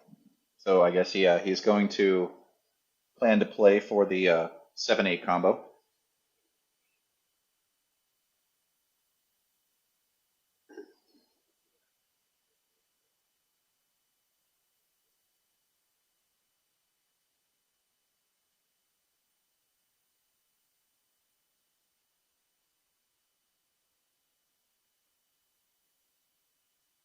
Oh, did that hold up?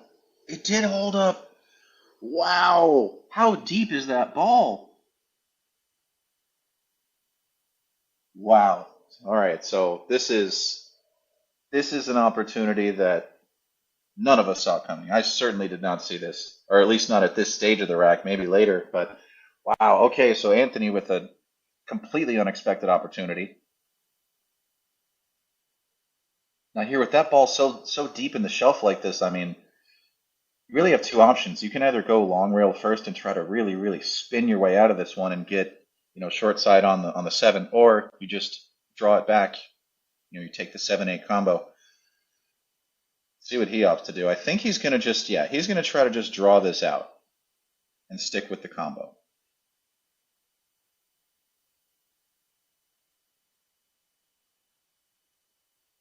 All right, he winds up getting a little bit off.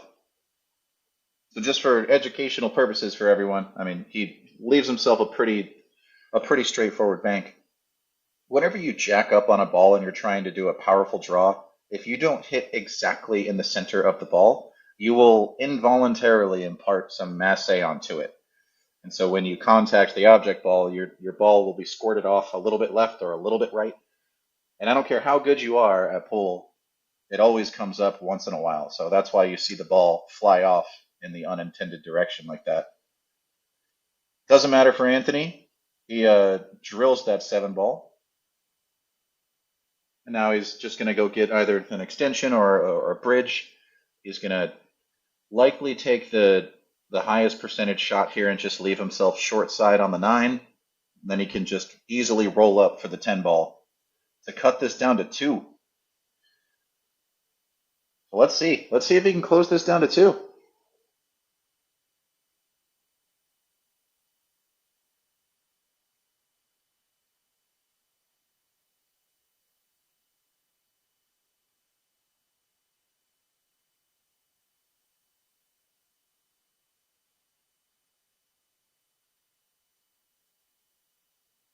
And I can almost guarantee they're probably playing all ball fouls. The way that Anthony's paying so much attention to that 10 ball as he's trying to cue, it's very, very likely they're playing all ball fouls. And I imagine that's very, very common in action matches. Kevin O'Brien, it seems to be all about the break. Yes, sir. At the beginning of this match, we saw some nerves, a couple uncharacteristic misses from both guys. But since we've seen that get cleaned up pretty significantly, we still see a couple mistakes here and there, but the first couple were pretty rough. But yeah, I would say the last 10 to 15 racks or so has really been all about who's breaking well, and who's not.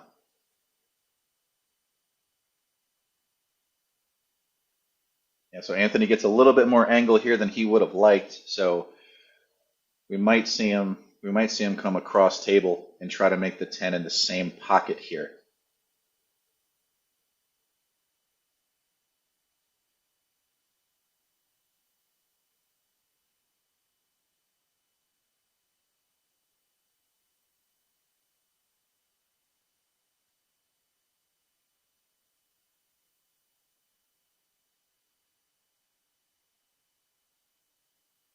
If that is what he opted for, good shot making the 9. Overruns the 10 a little bit, so he's on the wrong side. Still going to call it. He just needs to be a little bit mindful of the scratch in the side, so we'll likely see him manipulate the path of the cue ball a little bit, so he might need to jack up here, add a little bit of difficulty to the 10 ball, but make sure that he doesn't scratch.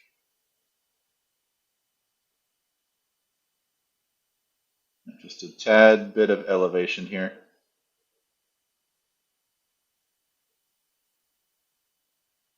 Oh, and it drizzles in. I think that's the third or fourth ball like that that we've seen from Anthony where it just wipes its feet on the way in. All right, so 30 racks in, and we are about as close as you can be. Guama is still leading in the overall race. He's up 16. Anthony has 14, but just 3 racks ago it was 16-11. So Anthony's won the last 3 in a row and is making this a game. Riley, how much is in the middle? Not going to say exact numbers, but between what's in the middle and some rail bets, it's in the tens of thousands.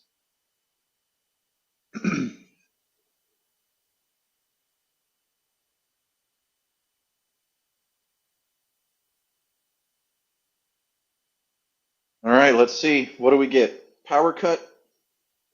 We're not. All right, so he does take a little bit off of it, and he gets a much cleaner, much more controlled break this time. Okay, all right, we're seeing it here. As we deduced earlier, early tens count. So he's got a 10 ball over the side, and he's going to look at this cross table 110 combo for the early win. He's going to have to really work to flatten out this angle, though. The angle is not natural at all. And he's really looking at it, seeing what he can do.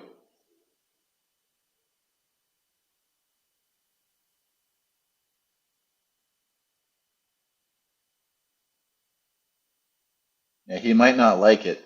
Might be something funny about this where it might be like the angle he's got to hit at it might be close to a scratch shot. Might be worried about the kiss.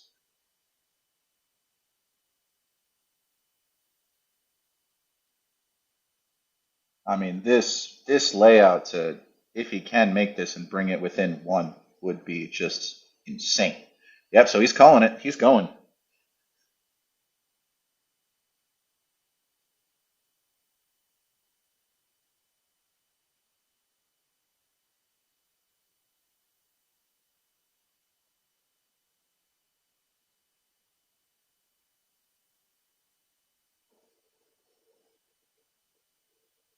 Yeah, he knows how important this shot is. I mean, this is being within 1 after, pretty much he's trailed the whole set so far. There was a very, very brief period, I want to say around 7-6 and then 8-7, where he was up for a very brief time period. And ever since then, it's been all Guama. So this is a very, very big moment in the set overall.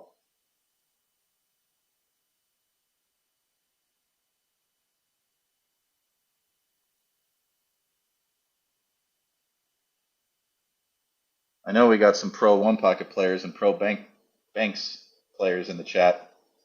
What do you think here? What do you do? Yeah, see, just there was a ton he didn't like about that. Yep, and just gonna basically gift it right to Guama. So Guama's right back up by 3 racks, 17-14. Unfortunate by Anthony. Um, I think you have to go for it there, though. If he didn't like it, obviously there's tons of options. He can call a push and make the 10, just take it out of play. Force an entire rack to be played. But he felt like it was reasonably high enough chance that he could do it, and unfortunately didn't get it that time. Yeah, we got Mike DeLauder in here. We got Mike. Okay, Mike, you're like top tier Banks player right there. So you saw the overhead. Um, do you think that was a makeable shot, or do you think that it was kind of weird in all the wrong ways, where it was just going to be hard to make with how it laid? What do you think, Mike?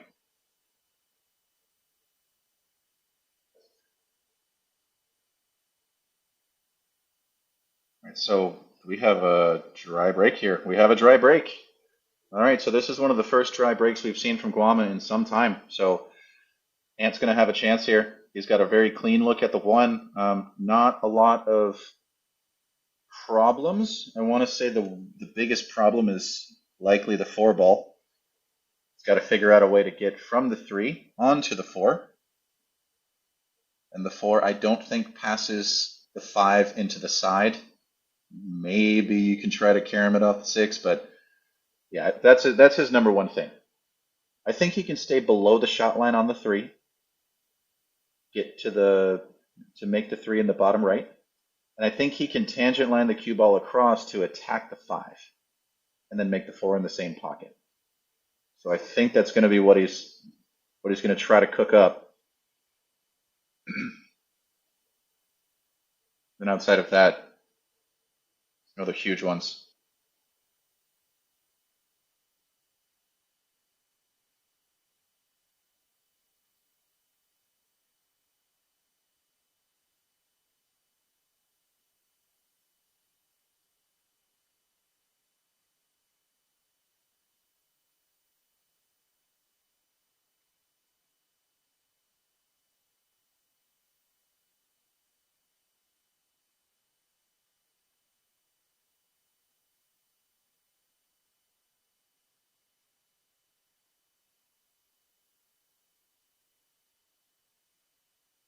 I don't know what he's necessarily looking at.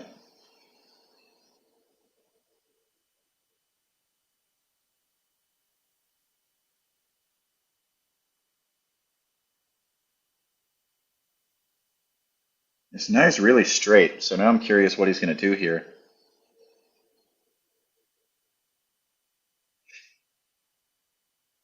I think with the angle he had, he could have held more angle on the 3 if he opted to make the 2 in the corner.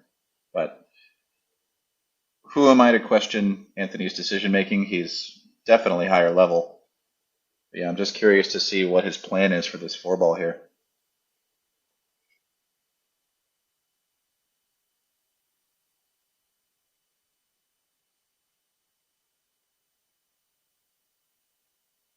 Who knows? Maybe he is going for the carom off the 6. Maybe that's the idea.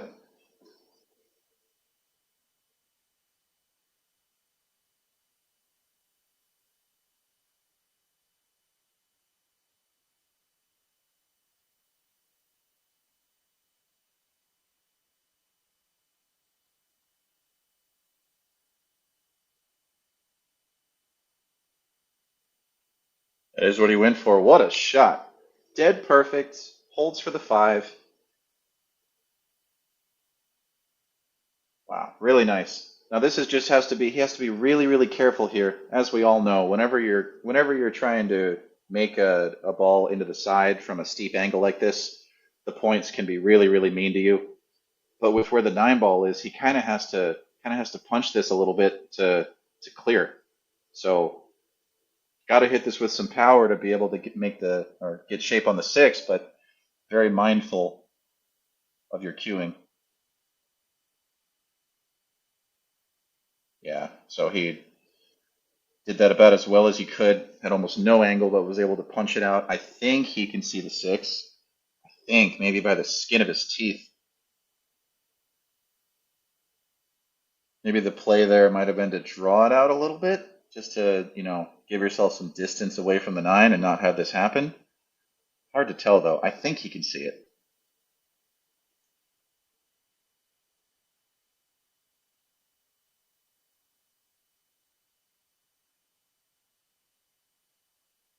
I love the philosophical debate going on about that 110 combo cross side bank shot.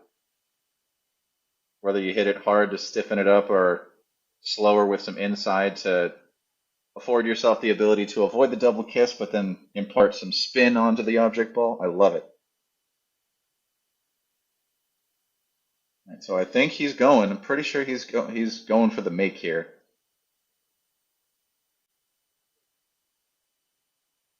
Yep. So he could see it. All right. Nicely done by Anthony. Center table. That's where his cue ball ends up. Like 90% of the time. So he has pretty good angle here on the 7. I think he's slightly on the wrong side of the shot line, so if he wants to get cute, he probably follows this 2 rails to get much closer to his work. But if he wants to just play really, really slow or really, really fundamental, he's just going to stop it here, take a little bit longer shot on the 8.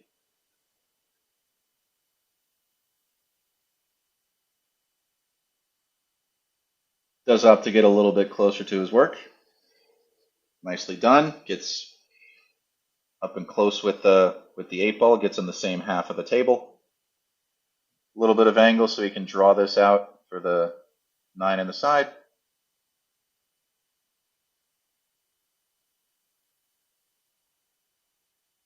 All right, he's got a good angle. He can. He's probably going to come all the way up to the short rail and out. I don't think he's going to try to roll this in pocket speed or anything.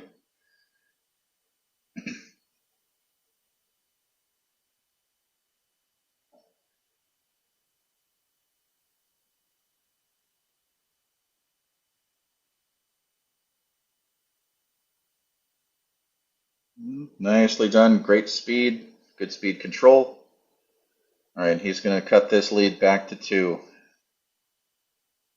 17, Guama, and 15, Anthony. All right, so I mean, outside of an absolutely funny looking 110 combination where he missed it and gave it to Guama, he's been pretty much in control for the past 5 racks straight. It was 5 racks ago, the score was 16-11. Now we're at 17-15. So getting into the nitty gritty of this now. It's basically a 10-8 race from here.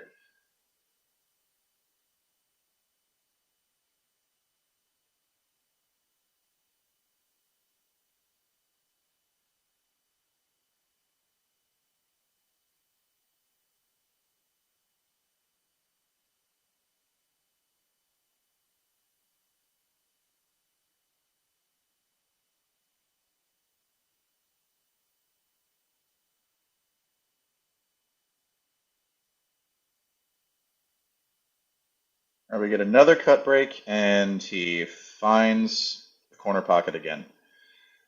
Yeah, he's just having a really, really frustrating day as far as break performance goes.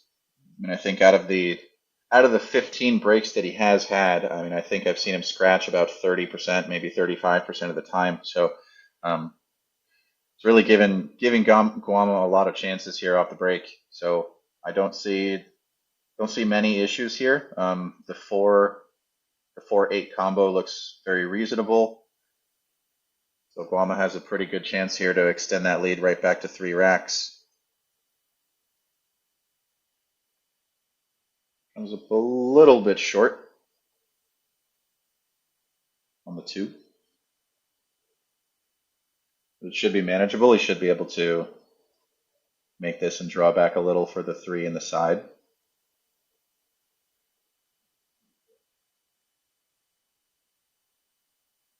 Yep, and he makes sure even though it's a little bit of a longer shot, he makes sure that he gets on the left side of the shot line for that 4-8 combo. Daniel, I agree. Yeah, I mean, it just needs to let the stroke out a little bit. I mean, I get it. It's a big match. A lot of people watching. Um, yeah, it's all coming down to the break. It really is all about the break right now. Oh, and he misses the combo. He was so worried about the 4 sliding off to the right that he tried to cheat it all the way to the right side of the pocket, and he cheated a little bit too much, and the point catches him. So now he's going to leave an absolute hanger here, and Anthony just needs to make sure that he doesn't let the 4 ball get too loose. As long as he can make sure he holds this, it should be a simple stop shot. Wow. All right, so we're getting right down to the wire here. 2-rack game. Let's see if Anthony may just try to make both balls right now. No, he is smart. He did not. But he probably wanted to draw a little bit off of that, a little bit close, but he should be able to just slide this up, make the 5 ball in the corner pocket next. All right, so he's continuing to leave himself a little bit of work. I think in a perfect world, he'd like to have a back cut and have the cue ball on the long rail. But I think if he can't get that, just getting center table, leaving yourself a much wider angle coming across for the 7 is good as well. Yeah, so he chose to do a little bit of extra work, get that back cut for himself.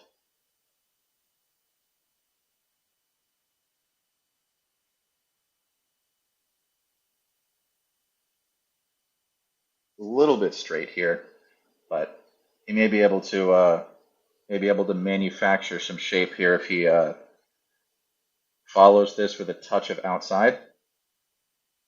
He might be flirting with the scratch in the side pocket a little bit. That might be what'll give him a little bit of pause, but I think that is the most correct shot here.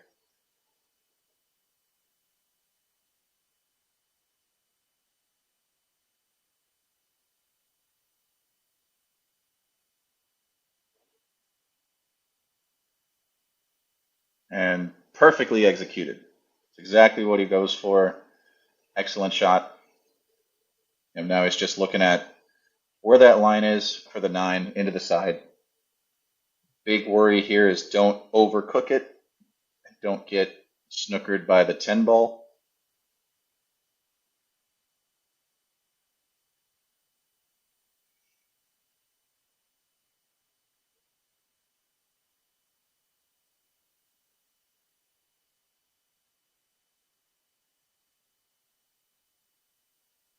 The natural line must be a little funny here. The natural line might be taking him right into that 10, and he doesn't like it. Usually, I think he would have shot by now. All right, let's see what he opts. All right, so he's playing some inside here.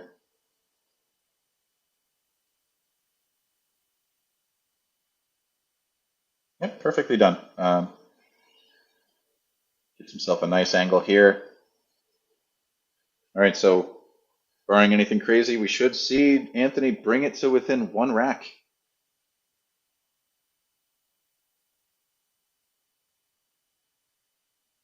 Last time it was this close, the score was 9-8 in favor of Guama. During those the mid game, Guama really opened up a lead, but Anthony's fought to close it back to just 1. So now we're at 17-16.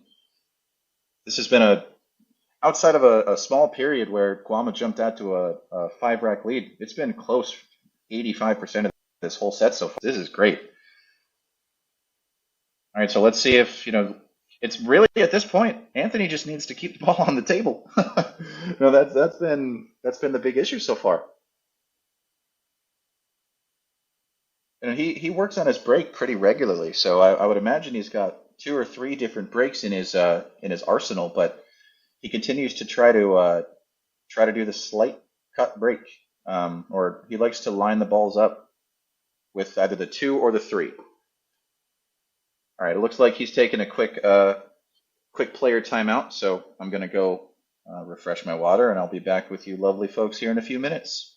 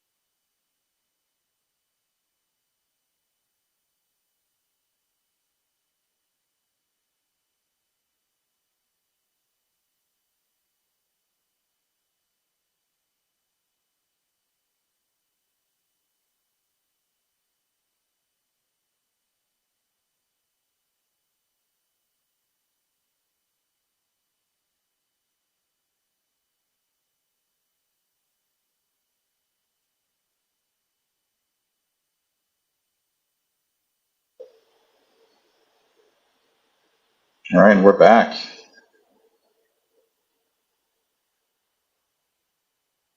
All right, so Anthony keeps the cue ball on the table, and he makes 3 balls this time. Yeah, he just called for a push, doesn't see the 1.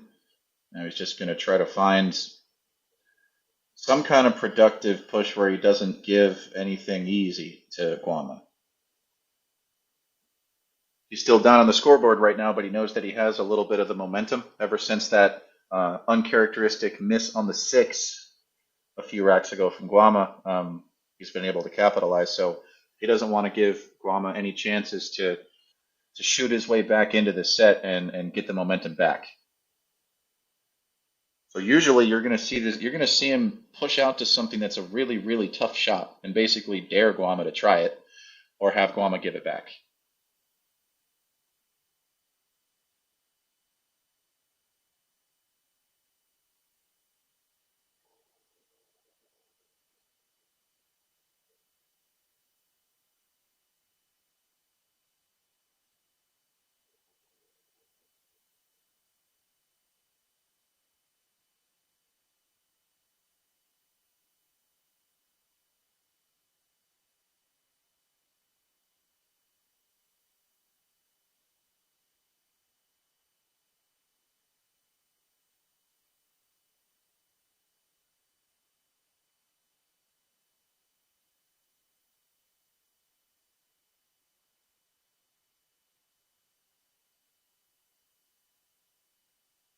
And so he decided to go away from that, and he makes. Did he call that? That was wow. Okay, so he looked at it and basically said, "There aren't any good pushes here. Let me just go for the jump bank instead." Wow, what a shot! No, and this is yeah, he's gonna try to make this too.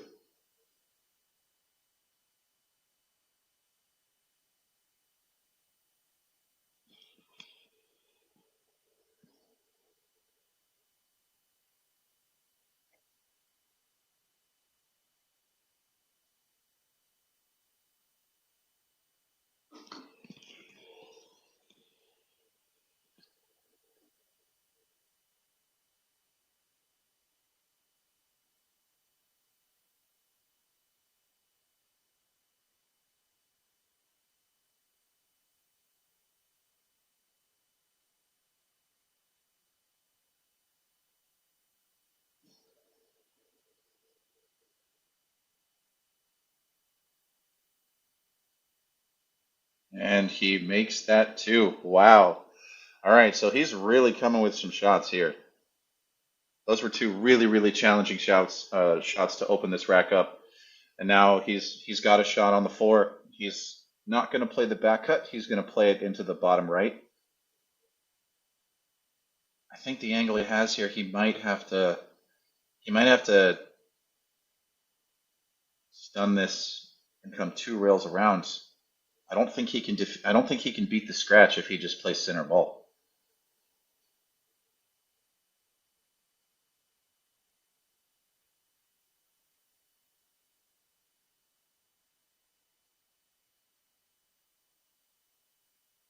Super smooth. Nicely done there by Anthony. Holds it for the 5 in the side. He's a little bit on the wrong side of the shot line, so he's going to have to stay below the 6. Probably make the 6 in the same side pocket. No, that's what he chooses to do.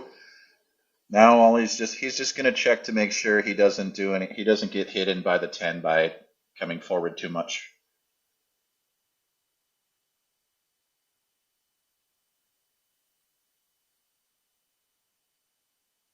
He has to come all the way to the short or the long rail and back out.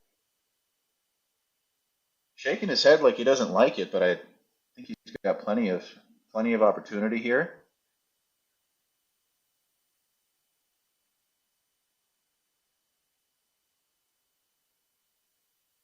Other than the top side pocket, he can pretty much get shape on any of the other 5 pockets that he wants here.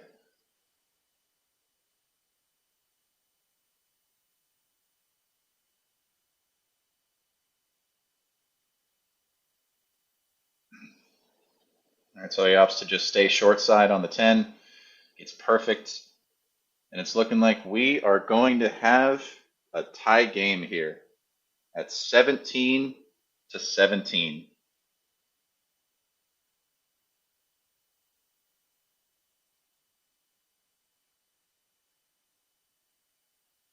And right in the center of the pocket. So we are all tied up.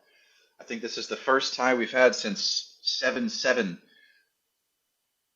So Anthony down dealing with a suboptimal break all night, and just having the mental discipline to stay with it and take advantage of all the opportunities that he's had coming to the table, and he's been able to claw his way back in and tie this back up. All right, so we got basically just an even race to 8 from here.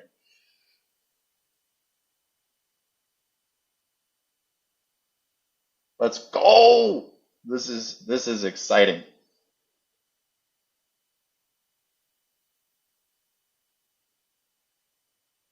All right, he's keeping with the same break style. He's kind of lining the cue ball up with the wing ball.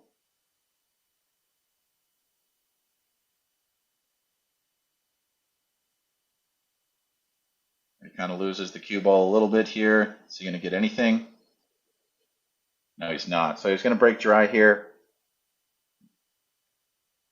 Looks like the 1 does pass by the 9 if he so chooses to go for it. And then the 2-8 combo is readily available, or the 2-9 combo. But I don't think he can hold this cue ball very well. So I think he's going to have to come back and forth and try to avoid that 10-3 traffic down below.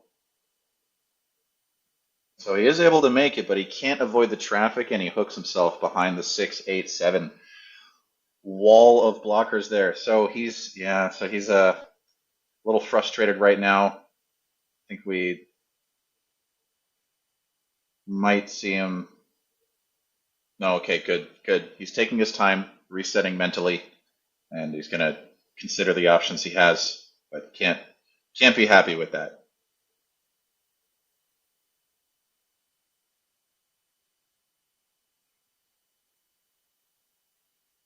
So it looks like I think he's calling the 9. I think he's calling the 9? I don't know. That's what he was trying for. Good attempt right there. So now he's going to leave Anthony with what looks like a pretty challenging setup here. So Looking at the ISO view, I don't think the two passes by the 9. I think the combo is really, really tricky, especially on these tight pockets. Having to control, not only making the ball, but having to control for the 2 ball and the cue ball afterwards.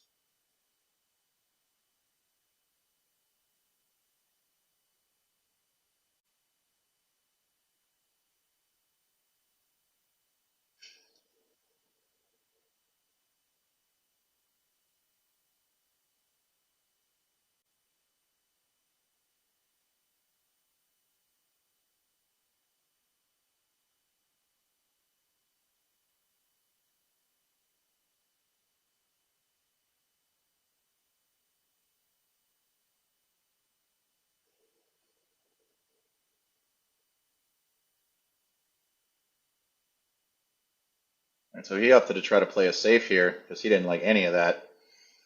All right, so he's going to leave about half of a ball for Guama. Guama gets down really quick. Okay, good. He was just sizing it up.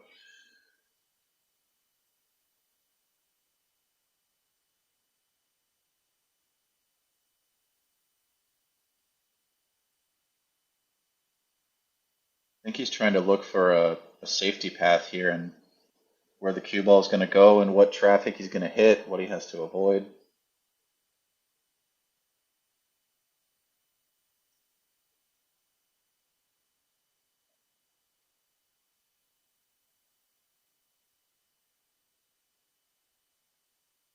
Oh, okay. So he's going to try to carom this off the 6. He's going to call the 2. So he's going to hit this Mach 9 speed. And unfortunately doesn't make it. And what's he going to leave? I think the 2 might sneak past the 7 here. All right, so this is a kind of shot where Anthony's going to have 3 things go right all at once. So I think if he wants to be aggressive, he can make the 2. He's got to purposely hit it off of the 7 to clear out the 7. Then he's got to get about center table with the cue ball so he can make the 3 in the same pocket afterwards. So there's going to be a lot of moving pieces on this. And I think that's what he's looking at. He's looking at if he can, step 1, clear the 10. Step 2, hit the rail. Step 3, tear him off the 7. And then he needs to get that cue ball right there in center table. So this is asking a lot, but if he makes it, it pretty much solves the entire rack all at once for him. Yeah, he's calling it.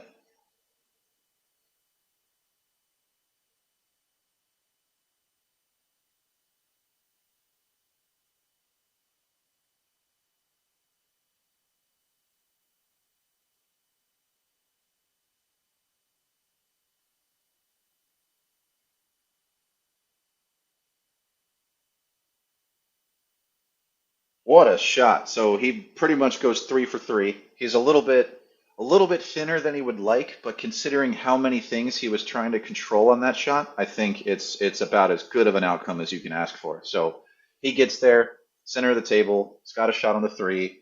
Should give him natural position for the 4 ball next. And then even if the 7 doesn't pass by the 10, maybe that's a little bit of a problem. With where the 6 is, he can get short side on the 7 pretty easily. So from here, it's just make the balls. Plays that really well, avoids the scratch, excellent control of the cue ball there. And he's got a great angle to make sure he gets whatever angle he wants on the 5, and he wants to probably be straight in or just barely, just a tiny amount of angle on the 6 ball.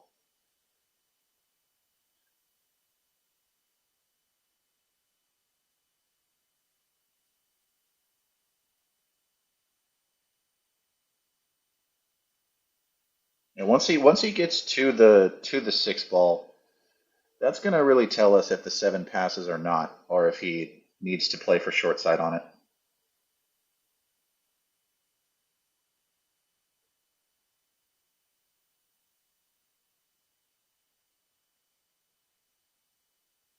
Good angle on the 5 here. He should be able to get very nice and close to the 6. Really no problems No concerns about scratching. Is he looking at the 7-10 combo?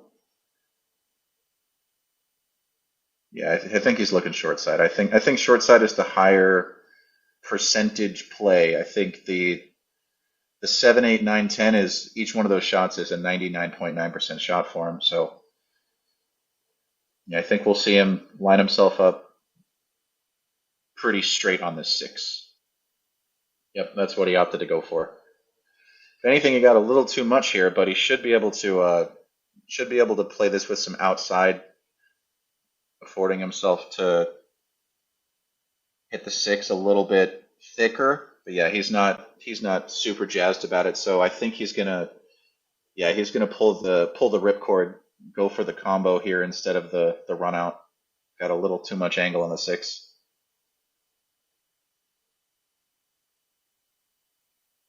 Yep, so he's calling the 10. Probably needs to get out the extension. All right, this is for the first lead in 10 racks. Sorry, 20 racks. First lead in 20 racks is what he's going for right now.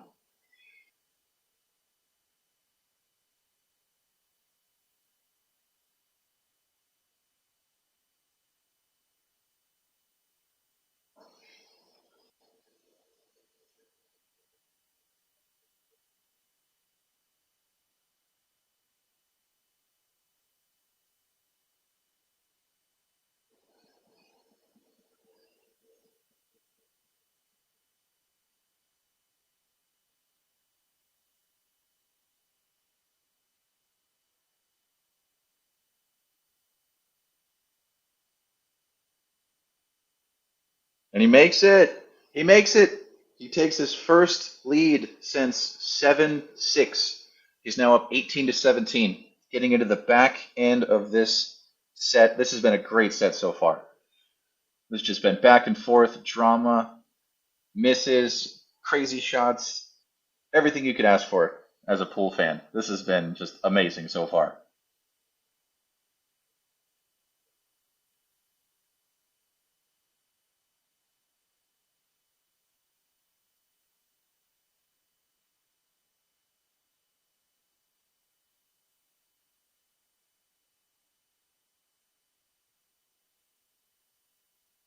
All right, let's see what kind of break Anthony opts to go for this time. He continues in the same spot. Okay.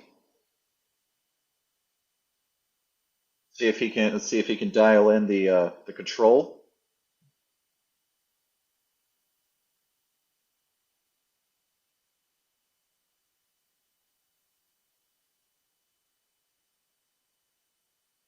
That was definitely better.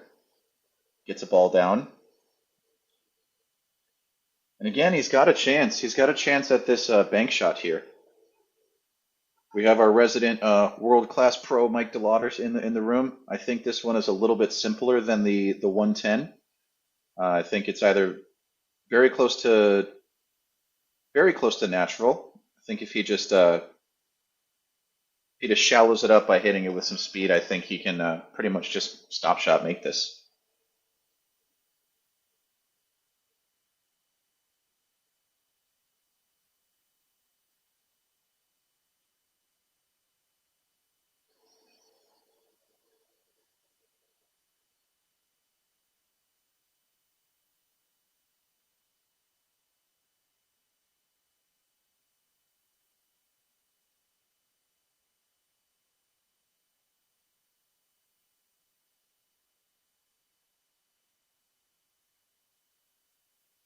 All right, he opts to not go for it. Tries to just play the safe, higher percentage shot for sure, and he gets full coverage.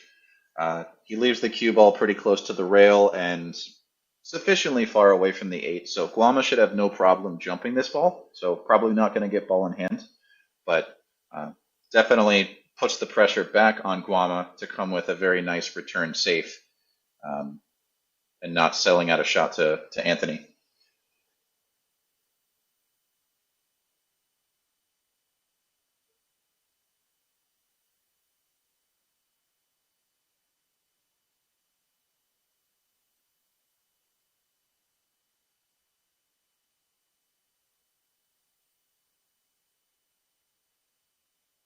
All right, so it makes a good clean hit, but he's gonna leave a shot for Anthony. All right, so really the big work to be done on this rack looks to be the 5 ball to the 6 ball.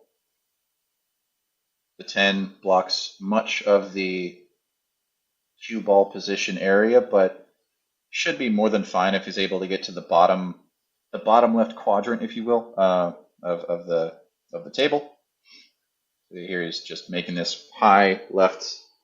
Gets a little bit straight here though, so I think he's not going to like this. He wanted to check it a little bit more. So I don't know that he has the right angle here to get on the floor for the same pocket. Worst case, if he's straight in, I think he may need to just draw back, take a little bit thinner shot, and a little bit farther away than he'd like. No, he's laying up for what looks to be a bank shot. I think that's a pretty big difference between these high 700 level players and a 600 player like myself. Is I wouldn't even think of playing for a bank like this, but for a higher level player, this is as high percentage a shot as most others. So yeah, it's usually these kinds of things that make it challenging to predict what the run out is. And Anthony plays it. Oh, what? What? Wait a minute. I thought it was going in, then it wasn't going in, then it was going in again. Oh man, I wish I had a replay feature. That looked really funny. I thought that was going to go in. All right, well, this is a chance for Guama. First mistake from Anthony we've seen in quite some time, so I think he can cut this in.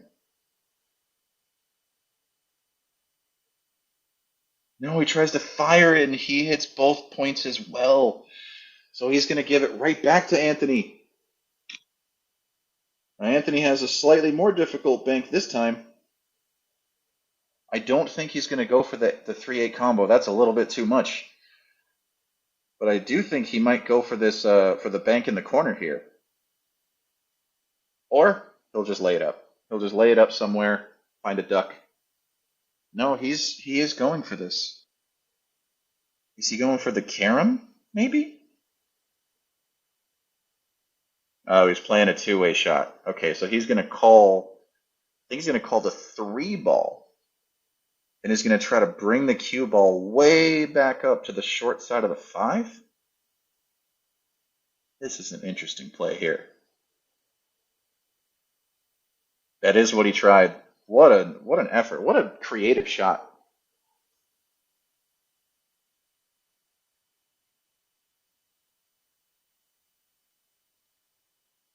All right, so Guama's going to have a chance back at the table here.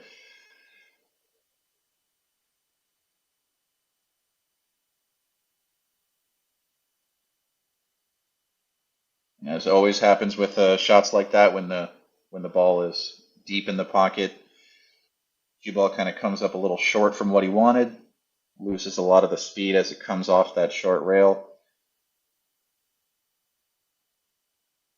Hard to tell if he is thick enough on this 5 ball to avoid the 7. I think he is. So I think he can just make this and follow it and come out for the 6. Come out somewhere center table like usual.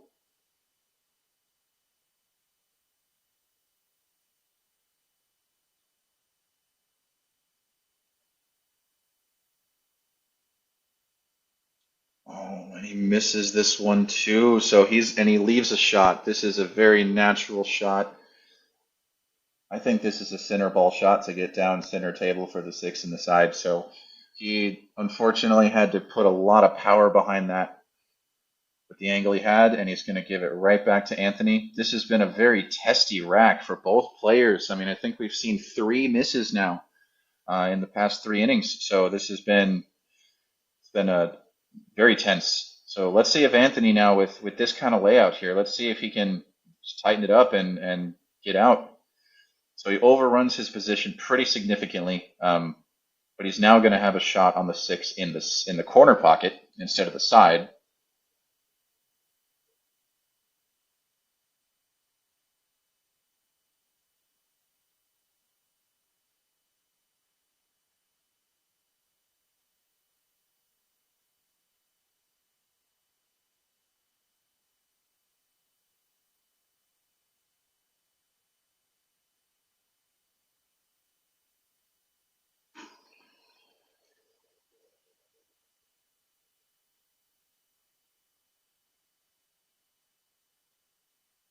He's really taking his time. He wants to try to take advantage of this. Richie Poulies, the what a shot! Oh my God, I barely saw the six ball.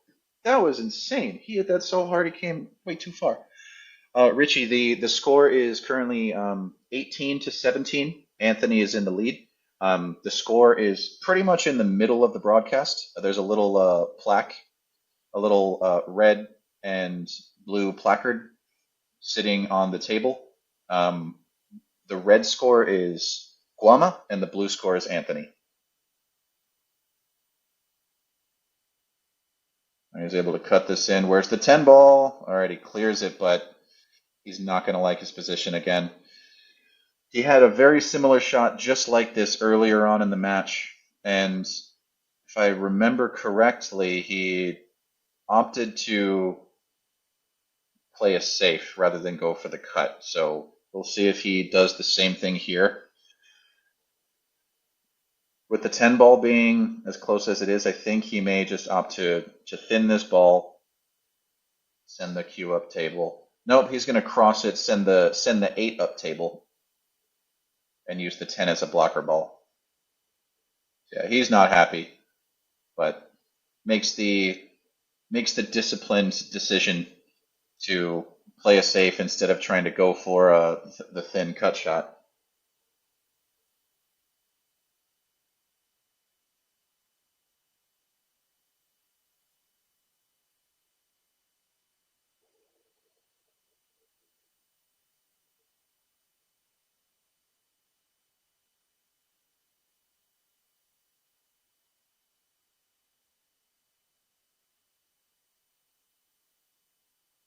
So he goes for a little bit. Is there a kiss? Yeah, he gets a little bit of a kiss here. So he's going to give Anthony another bank. Looks reasonably natural. Might need to apply a little bit of cut to it, but not much if he does want to go for it. All right, so he's calling it down in the corner. Looks like he's going to play a two-way shot of some sort. I think he called the 10 ball. So I think he's trying to put the 8 on the short rail, and then just in case he contacts the 10, yeah, that's what he was going for, but good shot. He's going to leave an edge of this for Guama, so no ball in hand this time. But Guama's going to have to manufacture a safe from this, and there's not a lot of pawns left for as blockers. So let's see what he comes up with here.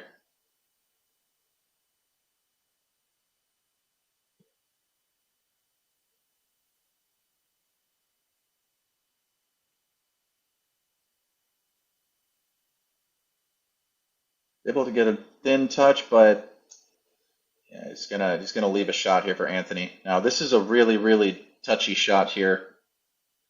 Cueing right on the rail like this is really challenging, especially on these tight pockets. Thankfully, the 9 ball is very open and very accessible, so he doesn't have to think too much about where the cue ball is going. Just needs to put all of the focus into making this 8 ball.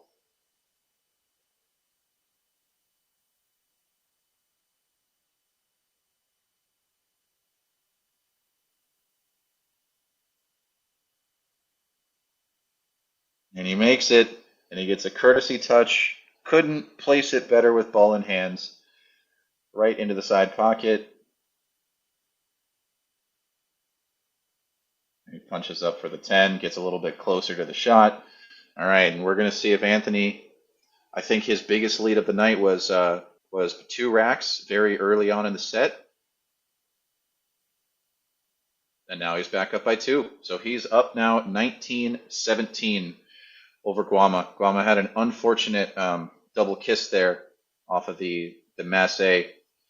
So gave a shot to Anthony, really touchy on the rail. Had to have a really good bridge, really nice cueing, but he was able to get it down. And now he's up, and he only needs 6 more games, while Guama needs 8 more games. So he's done well to keep all the balls on the table the past few breaks. Let's see if he can continue that.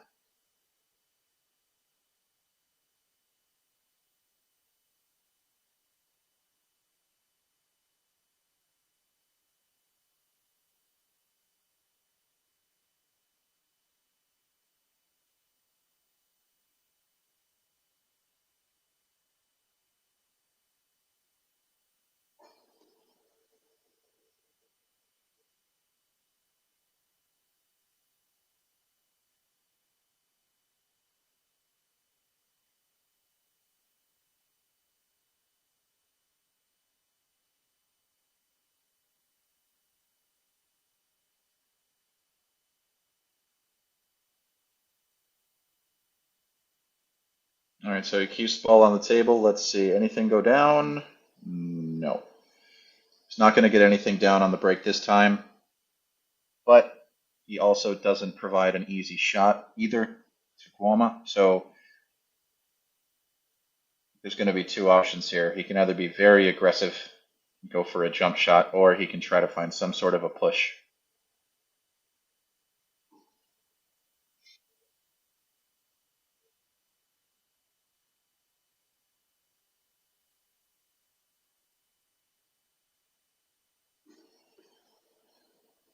I don't see Guama at the table. There might be a quick player timeout. Brandon Garrison. Wow. Haven't seen you in a while, bro. Thanks, buddy. I'll yeah, next time I gotta move, Brandon, I'll hit you up. I promise.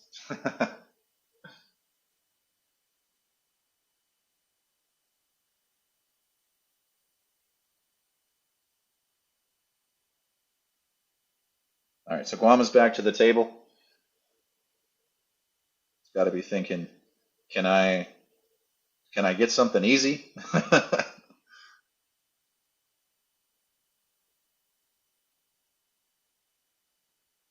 Yeah, so he just signaled push to Anthony, so he's gonna just push out to a long shot here. So I think this is weirdly enough, this might be one of the first times that we've seen this in this set so far, where typically a player will push out to a challenging shot and basically dare his opponent to try it. And in this case, Anthony is indeed taking on the challenge. It's the kind of shot that you really got to come with a good one and good cueing, good stroke to make it. But especially with the two being right there, if he makes this, he basically wins the rack.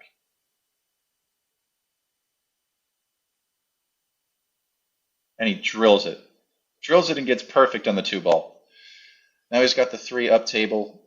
Really, all he's got to do is worry about drawing it out a little bit so he has some angle to come cross table for the four next. Outside of that, I don't see much of a problem. The 7 and 8 are tightly coupled together.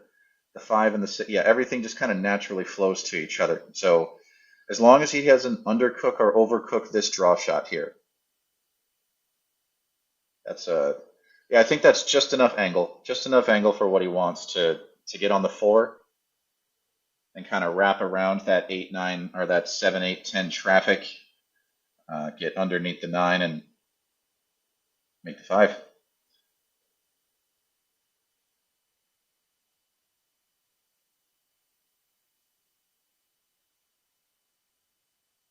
Nicely done. Center table. Center. Always the center. It's got the natural shape to come around that traffic. It's going to want to stay underneath the 9 ball. Or to the left of the 9 ball, however you want to think about it.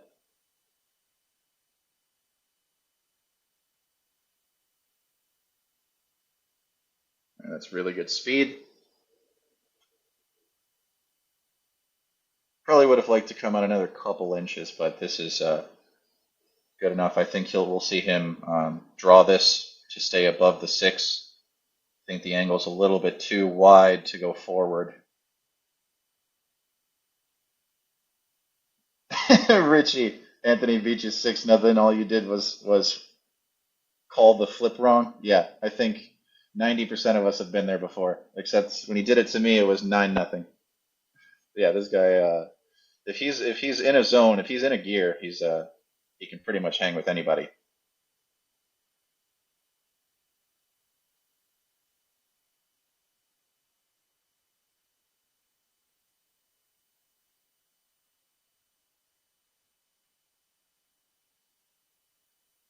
Oh, but so he did go for the draw, but he misses it. So stays up, rattles up, and now Guama's gonna have a chance here. All right, Guama needs to capitalize on this mistake here. Oh yeah, I mean, he just his body language is telling us he's getting a little bit frustrated right now. I think he's got plenty of cover if he wants to send the cue ball up behind the 7-8-10, but yeah, that is what he opts to do. Smart play. I see a world where he might have just out of like full tilt just fired it in on the cross-side bank, but he keeps his composure. He's able to play the smart shot. So now Anthony's going to come back to the table. I think he's fully hooked. I don't think he has any bit of this, so he's going to probably need to go to the jump cue.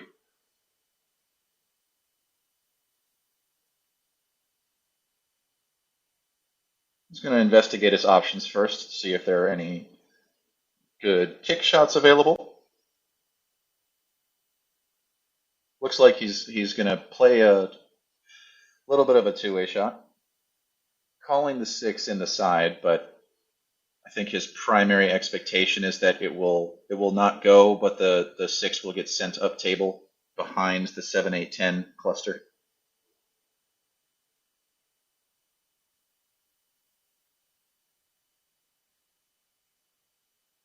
So he hits it a little bit thicker than he would have liked. He's going to leave a shot here for Guama. Looks like the back cut gives pretty natural position to the 6, so we're probably going to see him shoot that.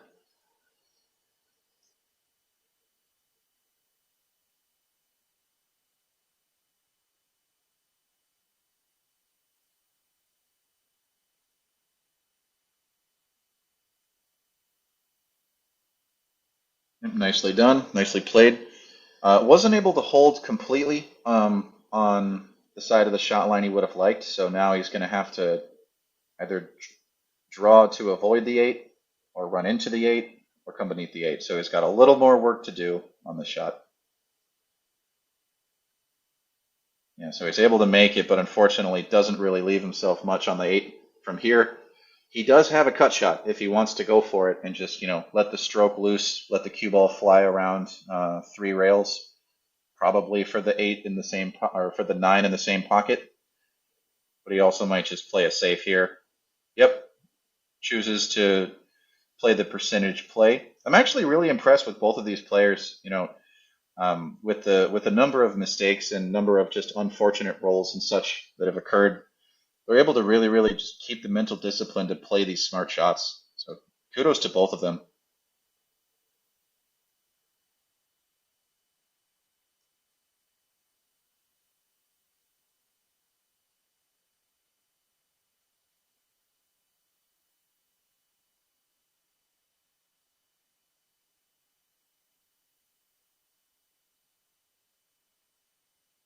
Anthony looks like I think Anthony called the bank.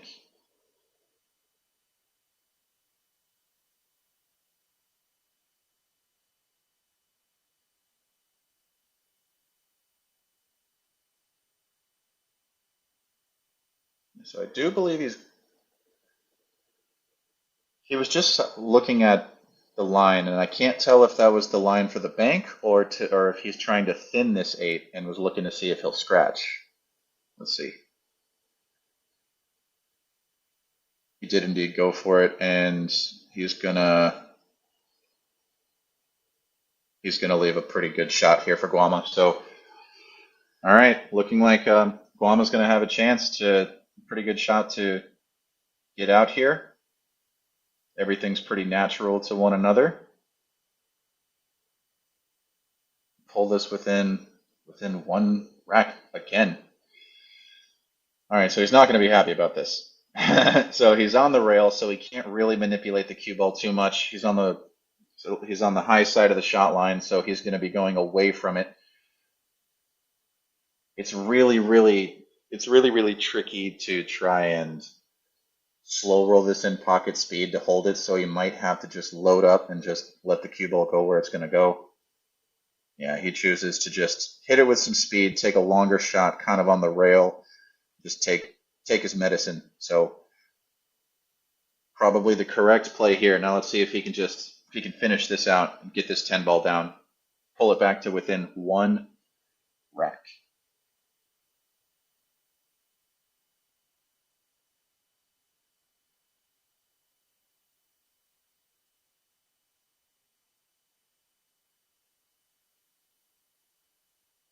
And he does. Very nice shot there. Nice shot.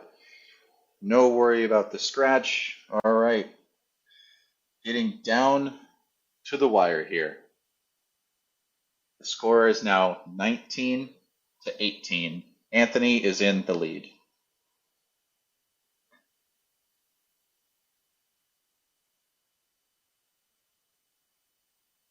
And so this is the first time we're seeing Guama break in quite some time.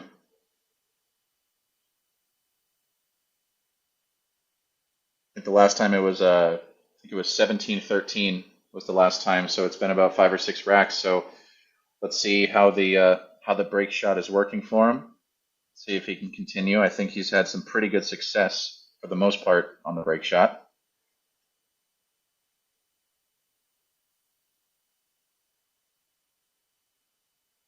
And he doesn't get anything down this time. So he's going to break dry.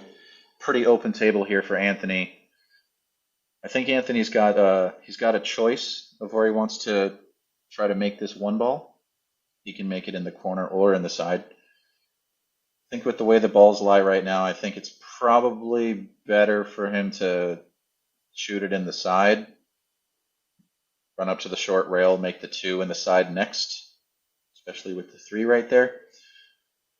But it could be player's choice. He could go for the corner as well, but I like the side.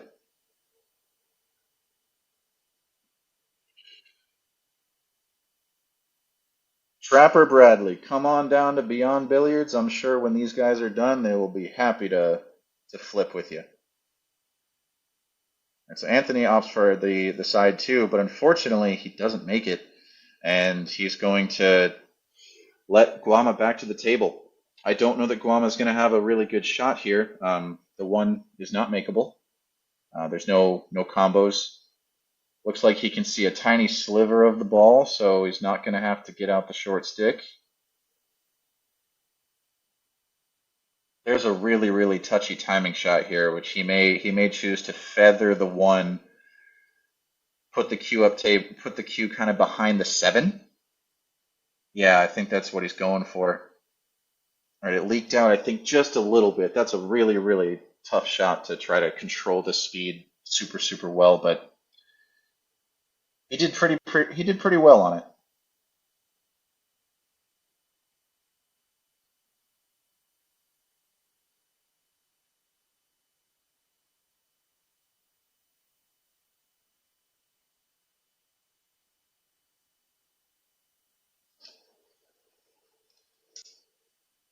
Anthony opts for safety shot. Good idea. He doesn't get any coverage though, so he's going to leave a pretty demanding 1-3 combo if Guama wants to be aggressive, or he might just play another safe here. I imagine as we get closer and closer to the end of the set, we're going to see both players tighten up a little bit. Every shot's going to have so much more weight to it. So I think we're going to see these guys slow down a little bit here over the last 9 or 10 racks.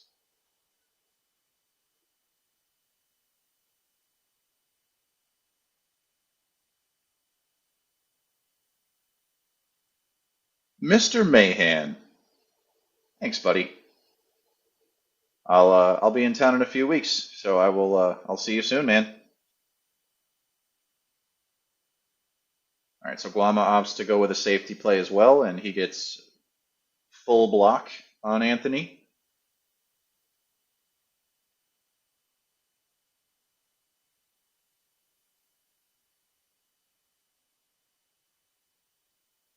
Anthony is sizing up his kicking options before he pulls the ripcord and gets the jump cue out.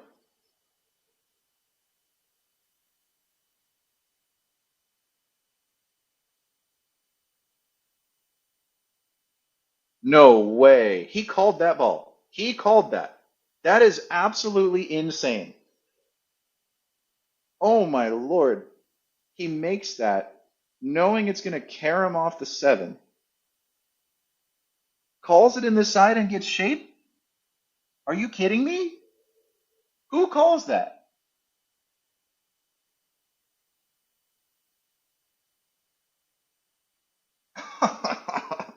All right, so I mean now he's got to come back across for the three ball or come up and around the. But I mean, after a shot like that, all right. Well, I guess after a shot like that, you come with a shot like that. So he put a little bit too much outside on that ball, and unfortunately, after an absolutely just the shot of the match by far, he unfortunately hooks himself. So now he's got more work to do. Oh my God. Trapper, right now we don't have any replay capability right now. We'll definitely look into that for the future, but unfortunately not for that one.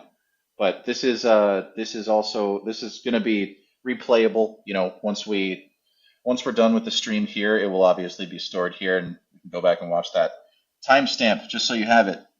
Five 5 hours 25 minutes. 5 hours 25 minutes is somewhere around where that kick shot was.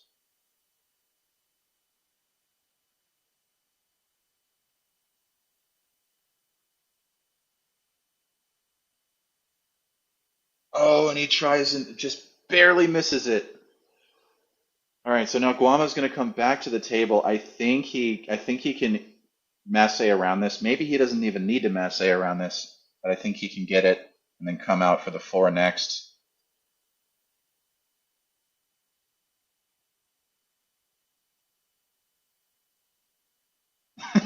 Anthony Reyes, all right. Caesar Meglino.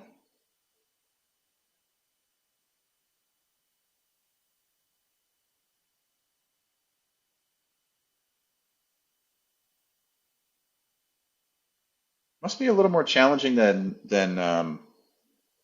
letting on. He's definitely taken his time to look at this.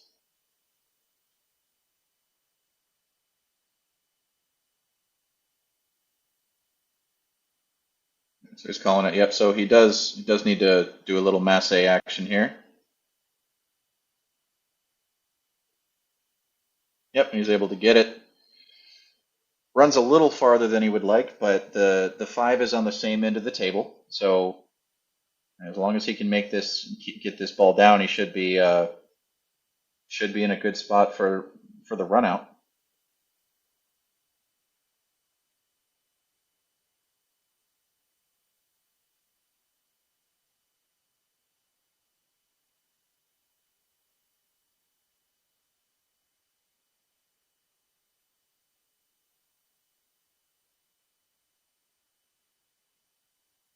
think it's a little bit thin, so he's kind of worried that he might lose the cue ball.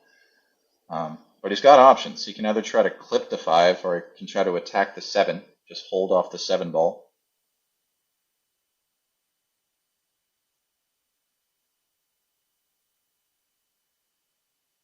Oh no, super unfortunate. So he played that with stall speed outside Masse, throws in the four ball, clips the five ball, and unfortunately finds himself hooked on the seven. Wow.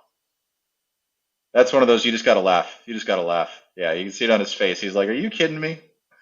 I come with that and I get that."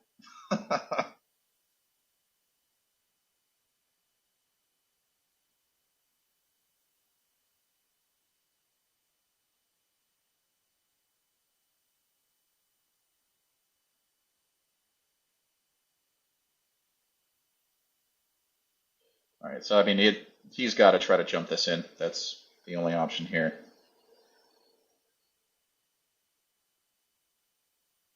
I don't know much about this guy's jumping ability, so not sure if he's the favorite or not. I mean, I would imagine most players of this level are a favorite to make this. And unfortunately, he doesn't make it. If Anthony was a good sport, you know, he would exercise his right to give this back, but I don't think he's going to do that.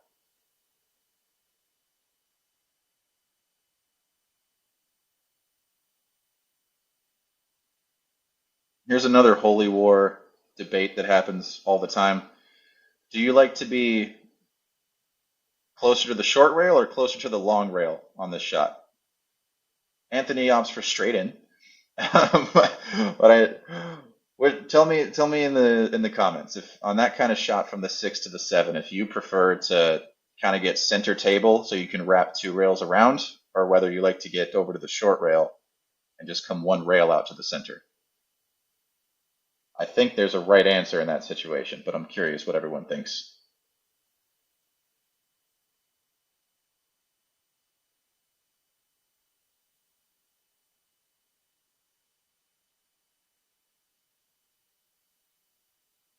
Anthony, pretty good shot here, but gets a little bit on the wrong side of the shot line. So now he has some options. Either he has to really try to cinch, do a cinch draw shot here and holds for the 9, or he's got to look at the 9-10 combo.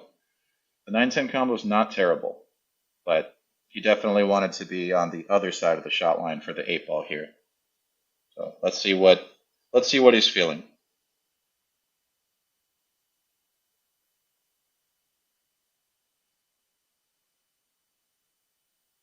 He says neither.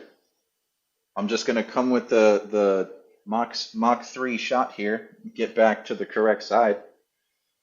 All right, nicely done by Anthony. I think he has a thick enough shot here where he can draw, avoid the 10 ball completely, and make the 10 in the same pocket.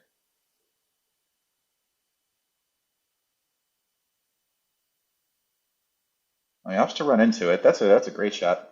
All right, so Anthony's able to solve that rack, and he should be able to extend that lead back to 2 and make it 20-18 with this 10 ball here. And he does. All right.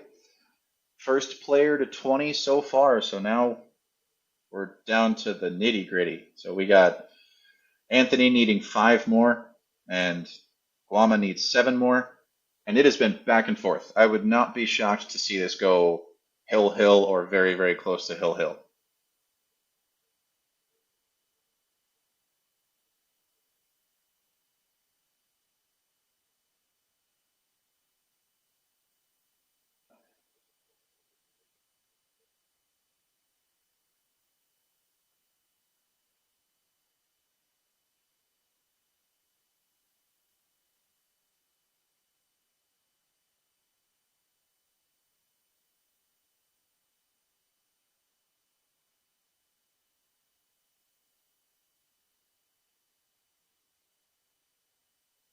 All right. So far, he's been pretty good. I'm not going to say anything. The risk of commentator's curse.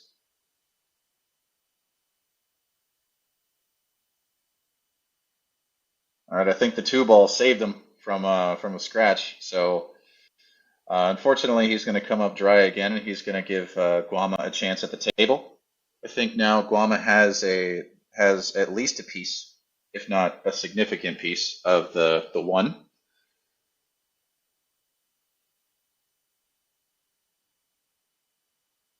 I think he might be able to make this past the 8. Yep, went clean. So he's got a chance to run this out. No big problems on the table. He's starting to play a little bit faster and looser. Just trying to rely on raw talent.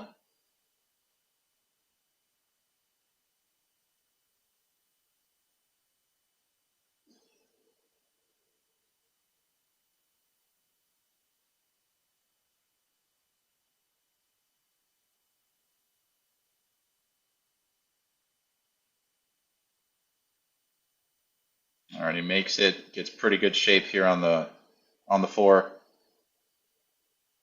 think he's got just enough angle to where he can play this with a high inside ball, come 2 rails, center table.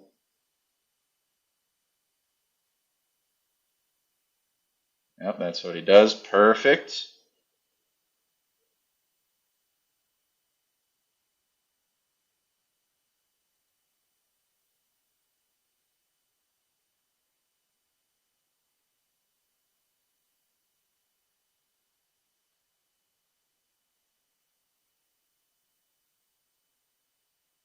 Comes up and around to the center of the table. If we take one thing away from this super exciting match so far, it's that when in doubt, center table.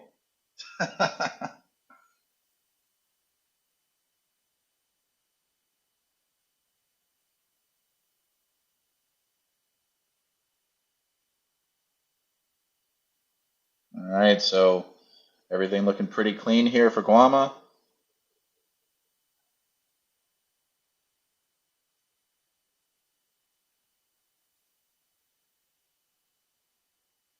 Make sure he gets a nice healthy angle on the correct side, so he should be able to just come right back up table for the 10 pretty easily.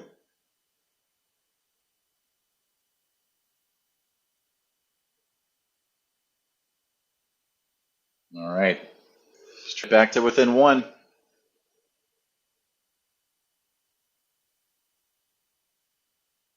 Drills it. All right, 20 to 19. Can't be any closer than this. After 39 racks, one game separates them. And again, it came down to dry break. That's it. All Anthony did wrong is break dry, and we've seen it happen both ways. We've seen Guama break dry and Anthony punish it, and now it's Guama's turn. So these guys are just going back and forth, back and forth.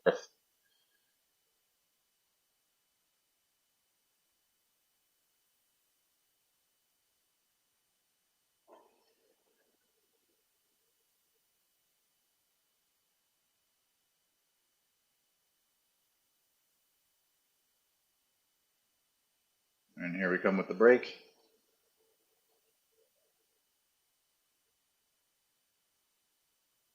Already gets a couple balls down this time. And I think he has enough of the one to make it in the side. I think. Really going to have to let the cue ball go a little bit. It's really, really thin. Going to be hard to control. I think it may naturally attack the 9 and hold the cue ball right there. And if he's comfortable with that, it might be a good enough shot on the 2 that he'll take it.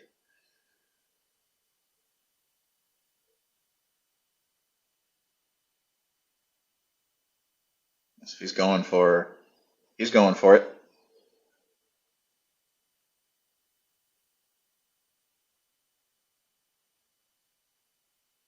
Oh, and he hits it a little bit too thick. Let's see, what's he gonna leave Anthony?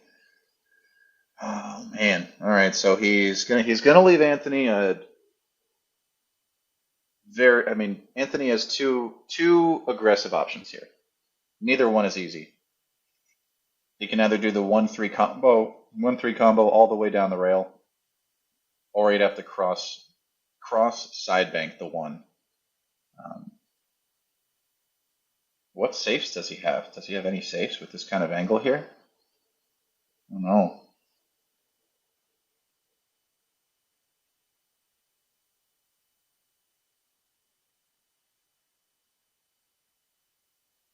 There's a third option where he caroms off the 1 into the 3, but that's the worst of the options because then you have no shot on the 1 afterwards. I think it's deciding between cross side bank, 1-3 combo. Yeah, he's going for the cross side bank. Yeah, I don't see any safe here that's easy at all. So even though this is a tough shot, this is probably the it's not necessarily high percentage, but it's probably the highest percentage available.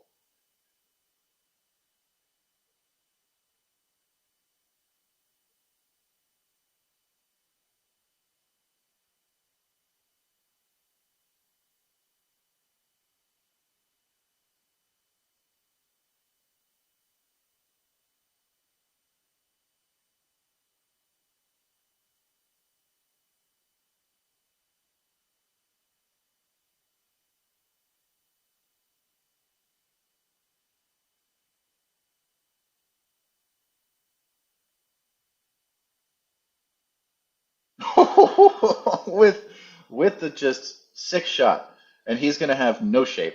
I mean, he's gonna have a chance at this too, but just making the ball and staying at the table is huge. Because I mean, if he doesn't like this 2-ball shot, he can always just back cut it, and send it up table, put the cue ball down behind the 10.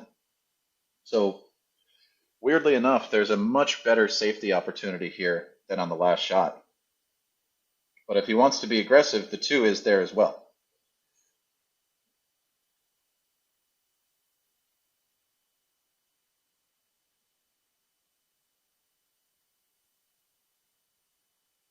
He does go for it, slides it right in.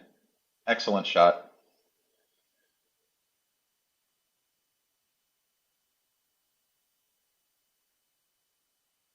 He just wants to get back to the center of the table, sizing up whether it's a bridge or an extension that he needs.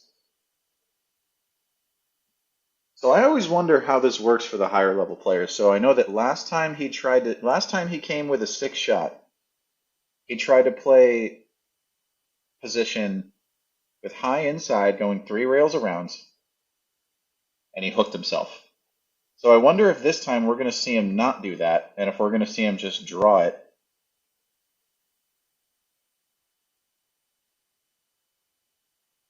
Nope. He said, doesn't matter. Still the right play. Don't care. Goes with the 3 railer. Perfect shape.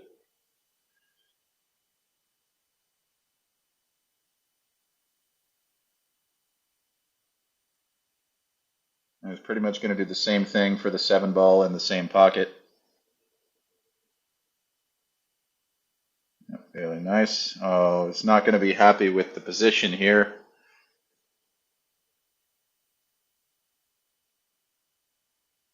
Got a little bit close to the rail and a little bit flat on the angle, but should be able to navigate this.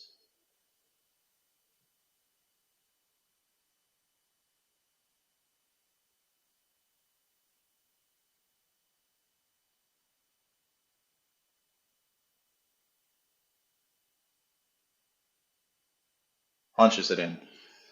He's able to get off the rail, get a little bit closer to his work. He's got a pretty natural line on the 9 ball to come over for the 10 in the exact same pocket. It's all nerves right now.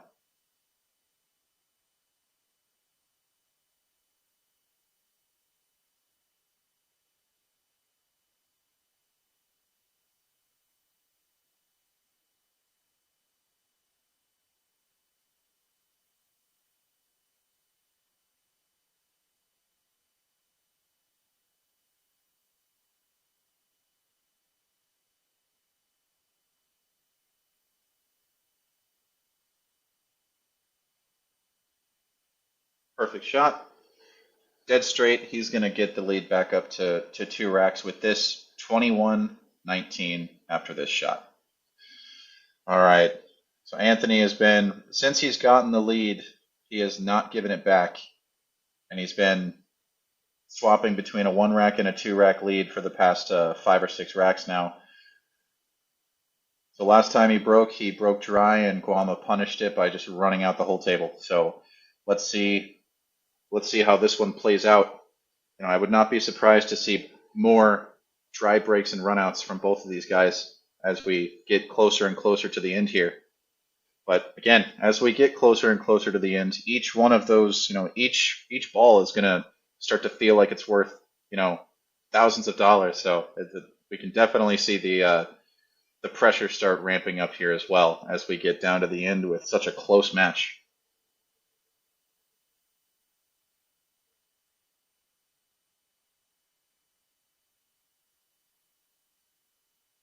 All right, so he makes something, keeps ball on the table, and where's the 3 ball? Okay, he's got a shot. So the 1's down, the lowest ball is the 2. He's got a clean look at it. Yeah, I think it's mainly about just, it's tough to do here, but I think he's got to get shape on. Probably the easiest is the 3 ball in the top right. The top right from the overhead view, and then he wants to slide over to the center for the 4 ball next. I think if he can get that shape on the 3 ball for that pocket, I think he's going to largely be in the clear.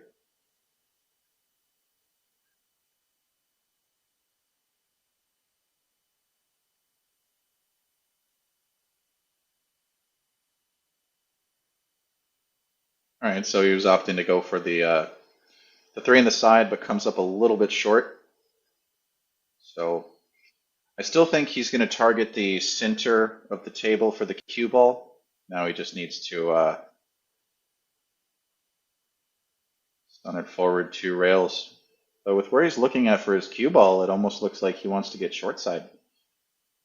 Maybe this angle is deceiving.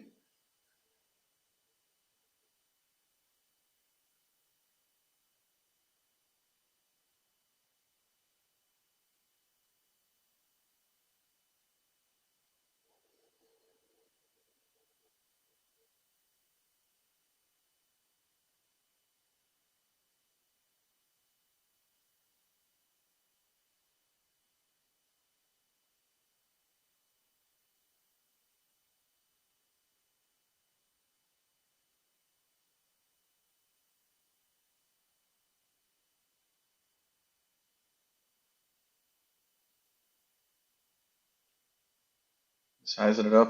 All right, here we go. Let's see what he's gonna try for. I mean, I like stunning this to the short rail, then to the bottom long rail, and then like center table.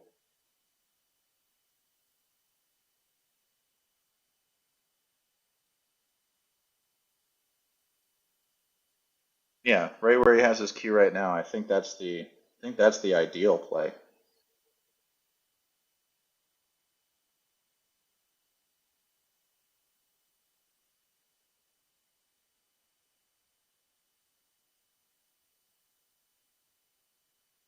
Mr. Arnvin, he is not being spotted 2 games. This is a straight even race to 25. Both players started at 0.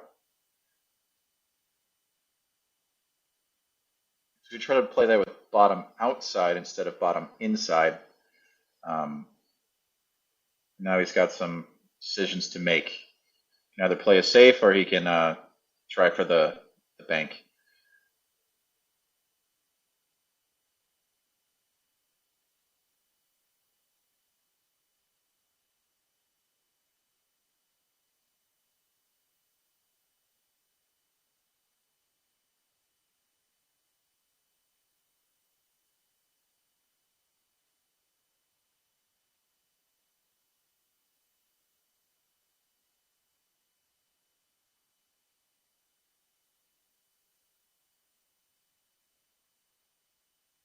Doesn't like something.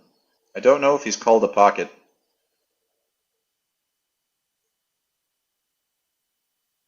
Yeah, he must have called it, and he drills it. Man, those side pocket banks have been working very well for him today. I'm not sure if the 7 clears the 9, but even if it doesn't, I think he can just purposely go rail first if he wants to, because that 9 ball makes it such a big pocket.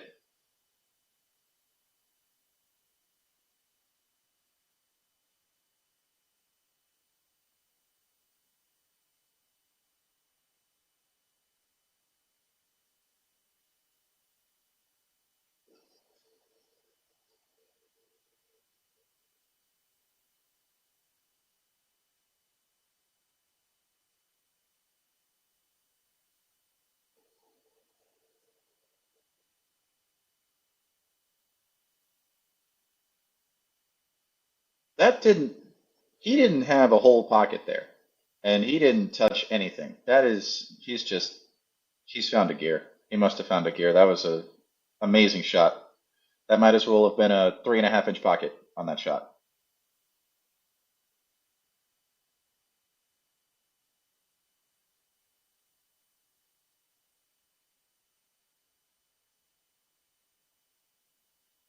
He makes it and holds up nicely for a very healthy angle. So yeah, he's gonna just hit this with a high ball, maybe touch of outside, come up for the 10 in the bottom right.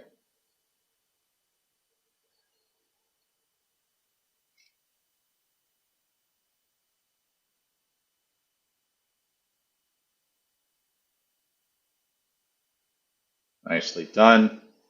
Almost completely straight in.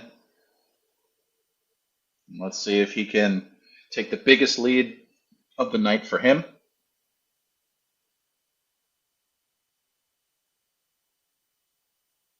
I like like how he stands up. If he doesn't like it, he does a very good job of listening to his third eye. It always tells him if it looks funny or not. And he punches it in, and he punches his ticket to being 3 games away from winning. He's now up by 3 racks. Score is now 22-19 in favor of Anthony Meglino, and Guama has 19. All right, so it's a 3-6 race from here on out. Anthony breaking.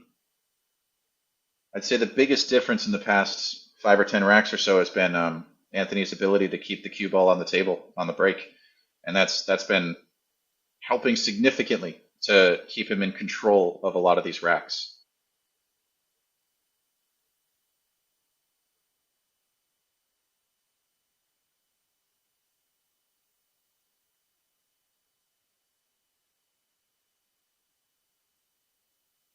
All right, so he's completely switching up the break. This is something we haven't seen all night so far,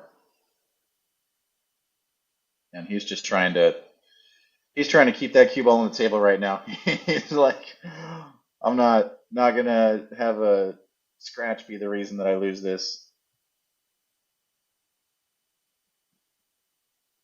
Yeah, we can tell it's been bugging him all night, and that's why he keeps switching it around all the time because he hasn't been able to consistently figure it out yet.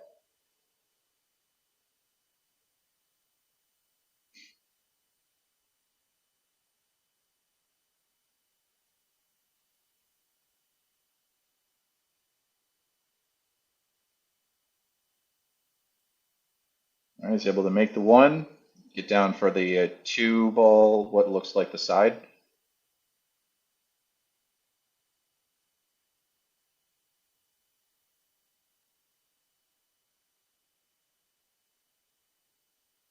All right, well played. He stunned it out for the 3. He's got good angle. He should be able to get short side on the 4. Yep, he's going to go take a look now. Make sure it goes clean. It does.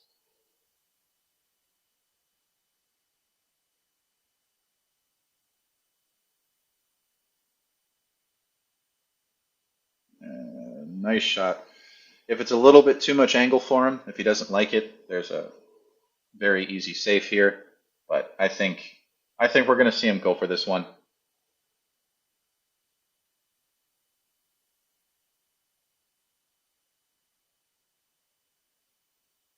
Oh, he does go for it, but unfortunately, hits it a little bit too thin.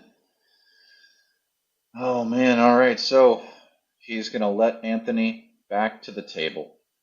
And Anthony's going to look at his options. He's got that cross side bank once again. He's been liking that one a lot lately. Or he can play safe up table. But nope, he is being aggressive. He's going for the bank. He likes it. He's feeling good about it.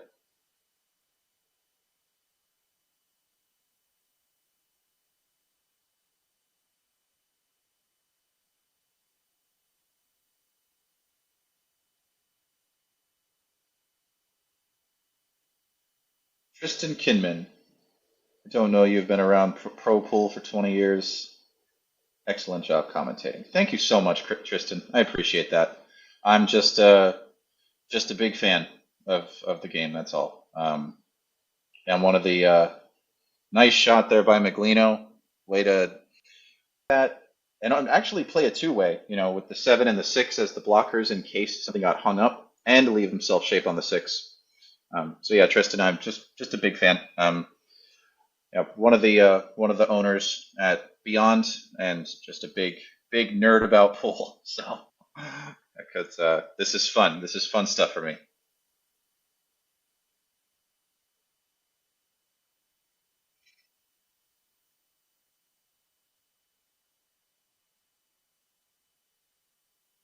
So he's still eyeing up what he wants to do exactly.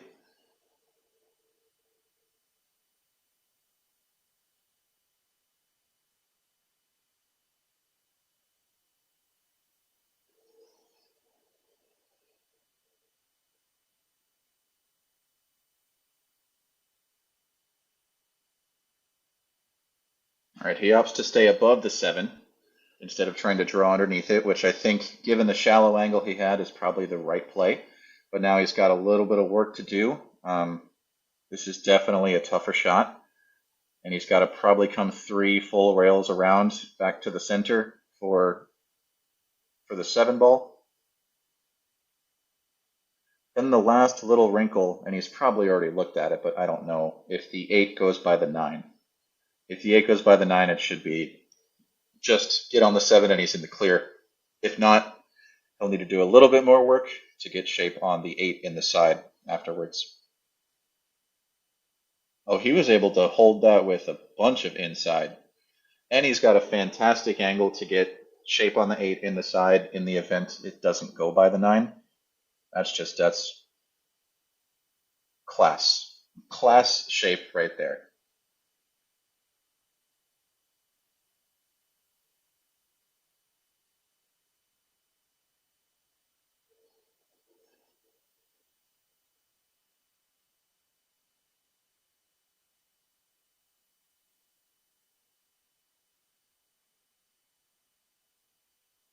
This must go by. He sets up as if it does.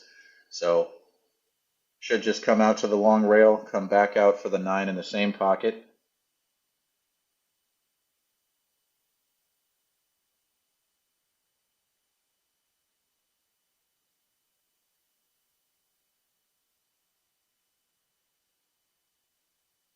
Right, nicely done there by Mr. Anthony Meglino.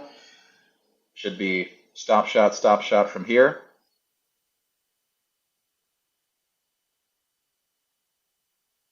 All right, he's going to push this lead to the biggest of the night for him.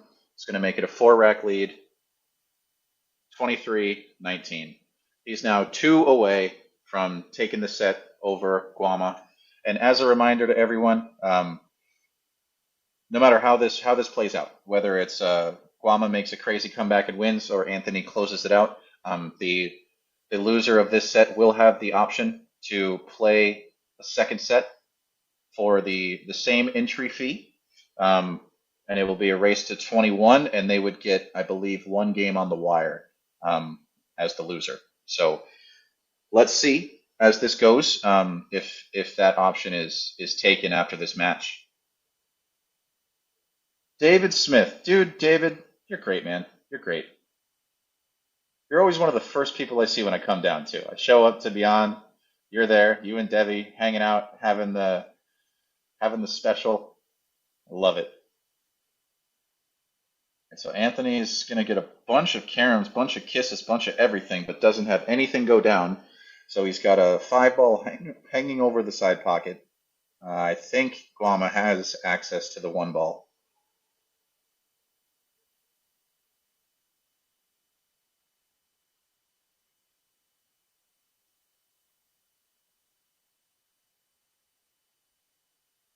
Is really the queuing on this is really challenging, being bridged up over the 9 ball like this. So let's see how he can handle this one. He's able to make it very nicely, and now I think he's got a little bit of the ball available to him, but still I think he's going to be stretched out over the table, forced to play a little bit. Oh, okay, he's got a little offhand ability. Oh, unfortunate. So he's going to leave a shot for Anthony here. Anthony has a pretty tricky positional play here. The natural angle is going to kind of bring him right into the 7, maybe brush up against the 7. And if he does that, the 7 may interfere with the 3. So he might have to play this with a touch of outside to try to make sure that he clears that 7 ball. But then if he goes too far, then he might be hooked behind something. So very touchy positional shot here. Yeah, it was so touchy, he just decided not even going to play it. He just threw it away and played it safe. Probably the smart play here.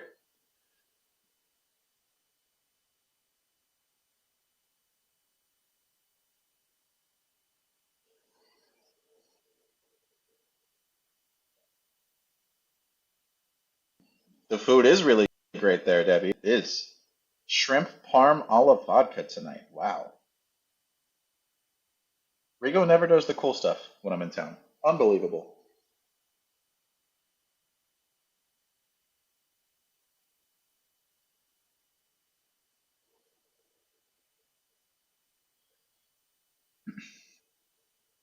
So Anthony's got what is he just massing this ball? Or is this a jump? I can't tell if that's a jump cue or not. Yeah, that was a really touchy shot. I'm kind of surprised he opted for the masse there instead of trying to jump it in.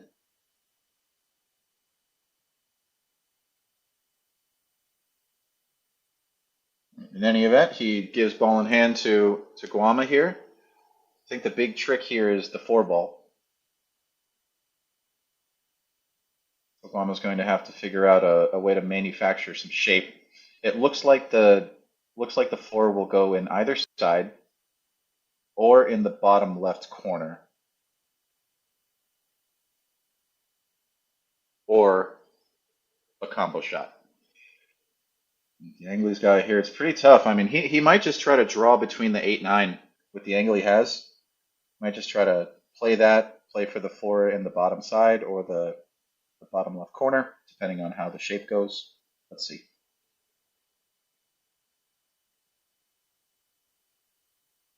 Dylan, are they running it back tonight? We do not know if they're running it back. There it was, very beautiful shot from Guama, perfectly executed. Yeah, we do not know if they're running it back until this match concludes.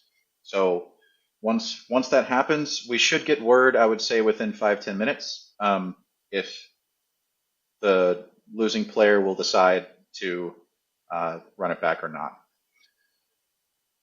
All right, so he opts to punch it to the short rail and try to come back out, and he's going to have a pretty thin look here on the 6. Should still be the favorite to make it, but he's going to have to hit it pretty hard and let the cue ball land where it will.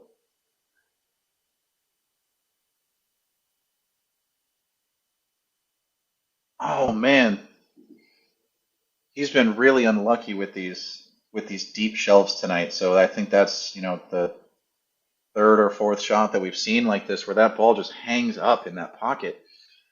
It's either been the top right or the bottom left. So really unfortunate for Guama that. And I think actually it was the 6 ball. It was the 6 ball last time in that same pocket.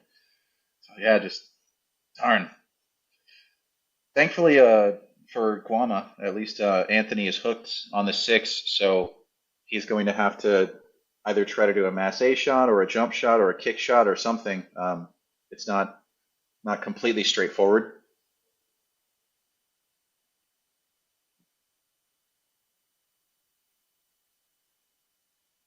All right, so he opts for the jump.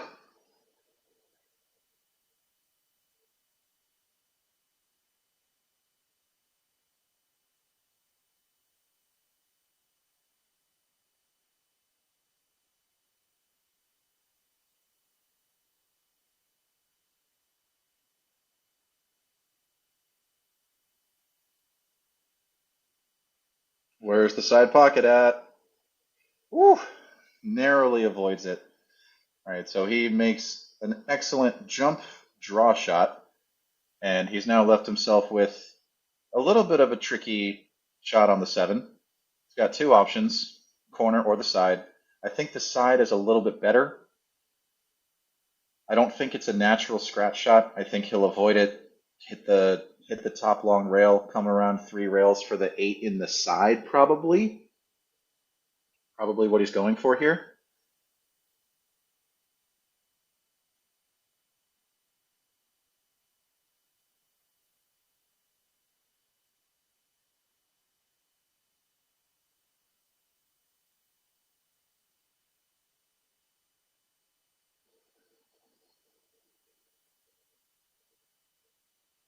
Nope, he is opting to go for the corner. All right, so I'm guessing he thinks he can come back and forth, avoid all the scratches, and get shape for the 8 in the side this way. A little bit easier for him. Not that either one of these are easy. These are very challenging shots.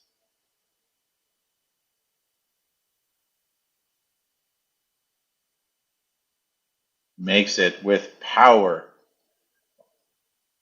Excellent shot, and just narrowly avoids being bridged up over the 10. He's got the 8 in the side. He's going to float this forward, follow it up, shape on the 9. Well, he chose to go all out and get perfect, perfect. All right, so should see Anthony get to the hill here.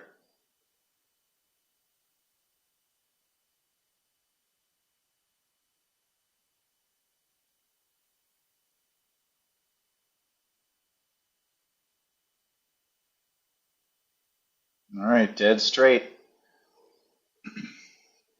This is to get on the hill. I think we had someone in the chat. I forget who it was, but I think we had someone in the chat who called 5 in a row for Meglino and that he would win 25-19. So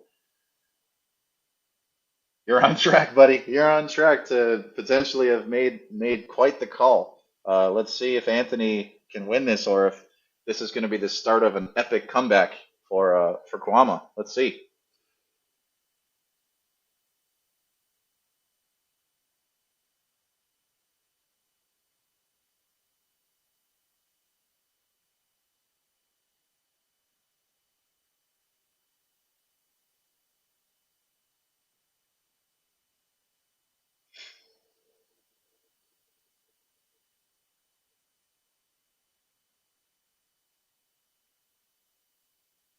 All right, he's opting for this 9-ball style break again. I think he's trying to make the 1 in the side now. But it gets flicked around, makes the 3, keeps the cue ball on the table. All right, so now he's going to have some safety options here. I think with the 1 being frozen to the rail, or what looks to be frozen to the rail, yeah, he's checking it to see if the bank is available. I'm not sure it is. Okay, he's going to call it anyways. I think it affords him a chance of making it and seeing the 2, but likely the cue ball will just, or sorry, the 1 ball will just travel up table and provide a safe. That is absolutely insane. And unfortunately, he doesn't touch anything else. So he doesn't really get any justice for that crazy shot and is going to have to kick at this 2 ball.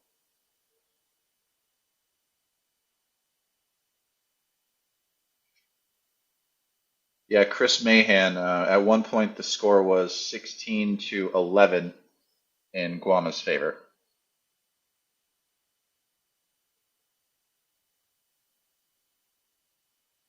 And Anthony opting for, ooh, all right, this might be dangerous here. So Anthony opting for the safe. The cue ball leaks out from behind the 7, and it looks like there's a pretty good carom opportunity here. I am surprised he didn't go for the carom. Okay, so Guama opts for a safe, but unfortunately gets a double kiss, and he's going to leave a very good shot here for Anthony. Anthony's checking his 5 ball, seeing if it goes past the 8 before he gets off to the races.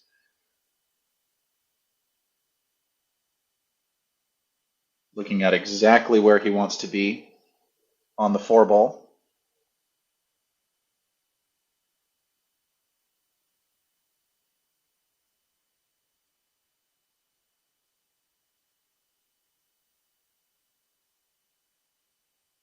And he gets a little bit straighter than he wants. I think he's pretty much dead straight here.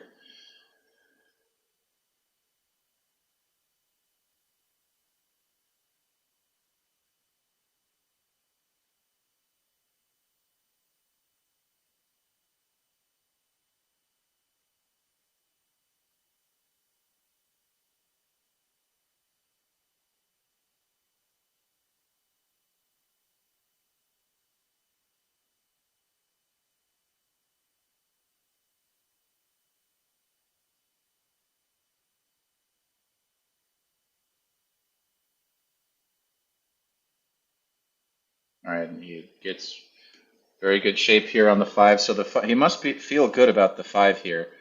I I wouldn't, but I am not Anthony Meglino.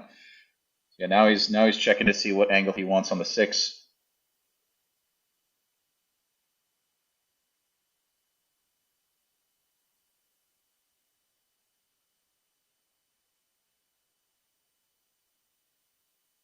And this is a little bit different than the last shot, similar to this in the sense that last time the what was the eight ball was on the short rail. So it made it a little bit easier for him to, if he would have hit it a little sloppy into the long rail, it would have still went. But the eight ball is just strictly holding some of it. Oh, and it slips in. That's got to be seething to Guama because there's been a few shots where for Guama those have stayed up in those deep shelves, and then for Anthony they've been wiping their feet and going in. He's got to feel like there's a little home roll going on that one.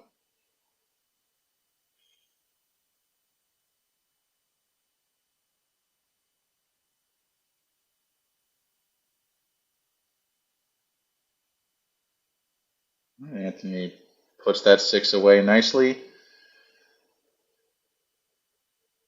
Now from here, it's just all mental discipline and keeping it together. And when your heart rate is at 150, figuring out how to keep a smooth stroke and not think about it.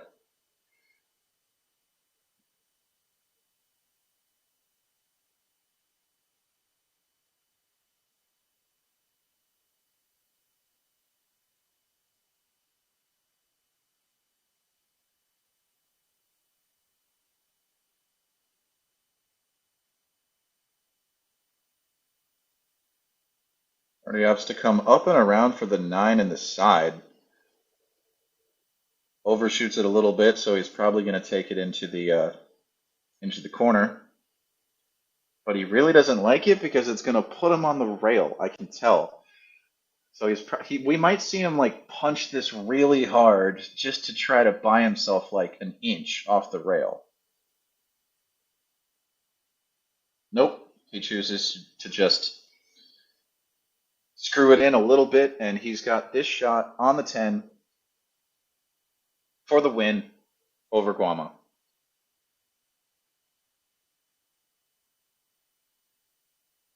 And he puts it away.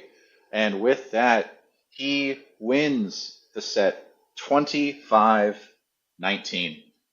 At one point, the score was 16-11, and then after that, he was able to go on a 14-3 run basically to not only close the gap, but then extend the lead and win by 6 racks. So now we're going to hold off for a little bit, and we're going to see if these guys are going to do a second set here, or if they're going to call it. So we're going to find out. With that, I'm going to take a few minutes break, everyone, and I'm going to wait. I'm going to call over down there and see what's going on, see if we're going to run this back, and if we are, I'll probably join all you fine folks again and call that match as well. But for now, take care, and it was a pleasure. It was a pleasure hanging out with all of you. Love you all, and we'll see you next time.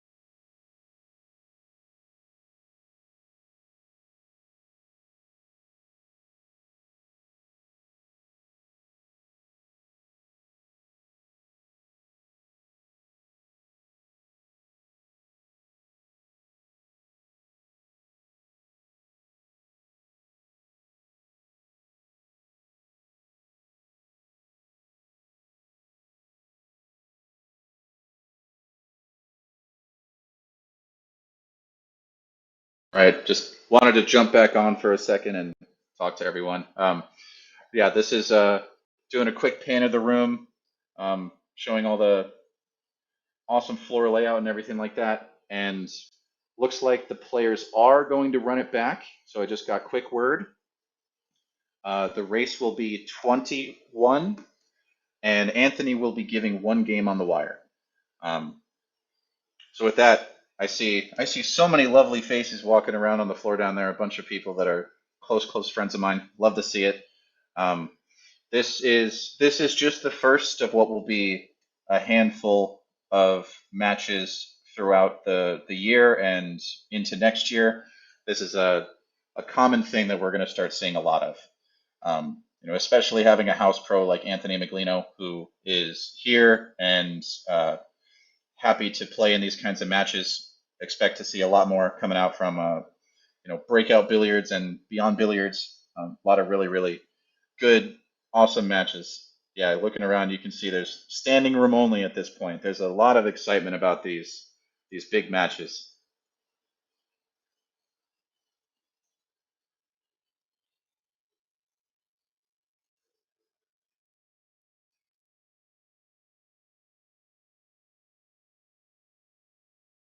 Donnie Mills of the Donnie Mills Auto Sales Empire. Is that the Donnie Mills? Donnie, you got to come down and play Anthony sometime. You guys are pretty evenly matched, right?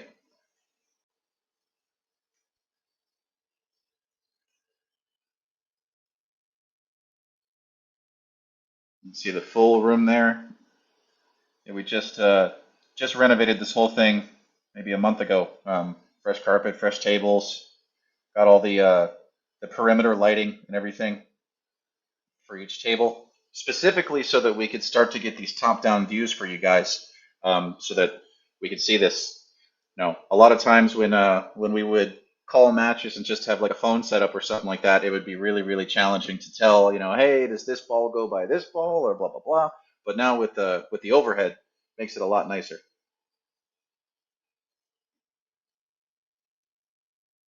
All right, I'm going to take a quick break here and give my guy in the chair a call to talk about the next match coming up and when it's going to start, and then I'll probably go ahead and call some of it, if not all of it. So yeah, stay tuned.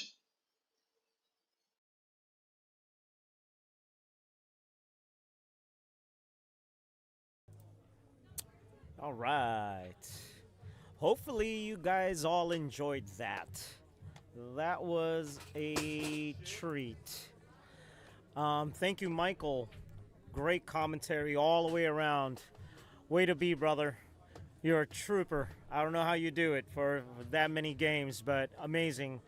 Everyone here that's at the pool hall right now at Beyond Billiards literally is in awe of what just happened here with this two great players. And there's also going to be more of that in the near future. They are scheduled to go to Europa, I believe, on either 2 days from now. I'm not quite sure, either tomorrow or 2 days from now. It is on the flyer. I'm not sure if Europa Billiards is going to be live streaming, but I could tell you one thing: anytime there is a big match like this at Beyond Billiards, we will be live streaming it and making it better and bigger for everyone to enjoy. So please also still like and subscribe out there. I'll keep you guys updated on future matches. It will be announced under either Beyond Billiards Facebook page or Breakout Billiards page. Um, and yeah, we'll keep you guys all posted. For now, give me a second and see if there's another match happening. If we got a little more action for everyone who's out there. All right. Give me 2 seconds and I'll be right back and I'll keep you guys updated.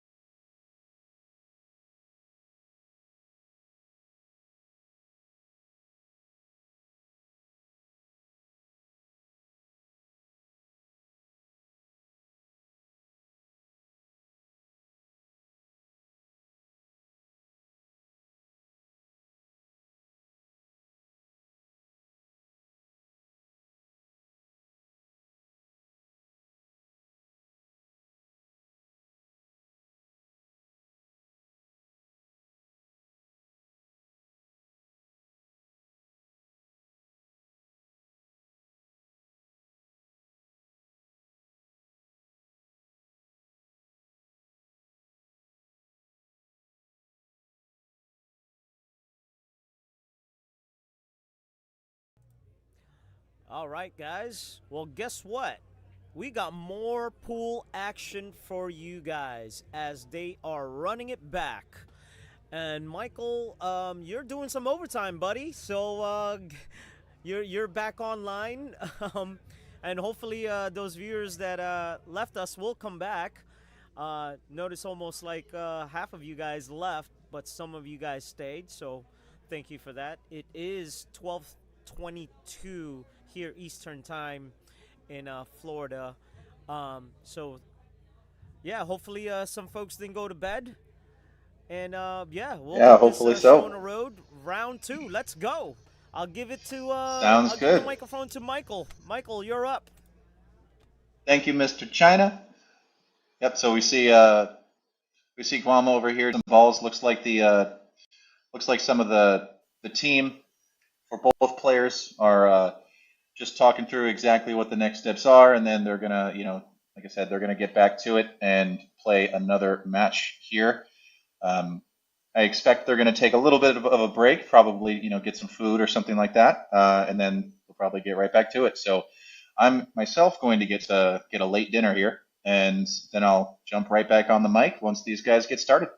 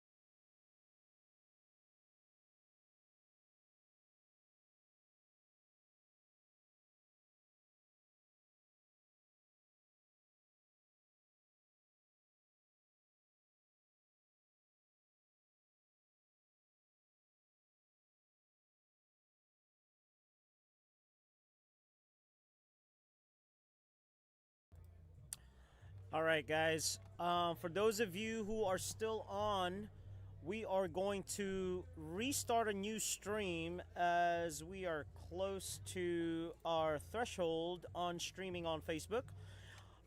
We will resend out a new stream for everyone. Please come back and join us. It's going to be at least 30 to 40 minutes. These guys got to go to dinner, as I'm pretty sure they're all starving, and get their energy back. Yeah, see you guys on the new stream.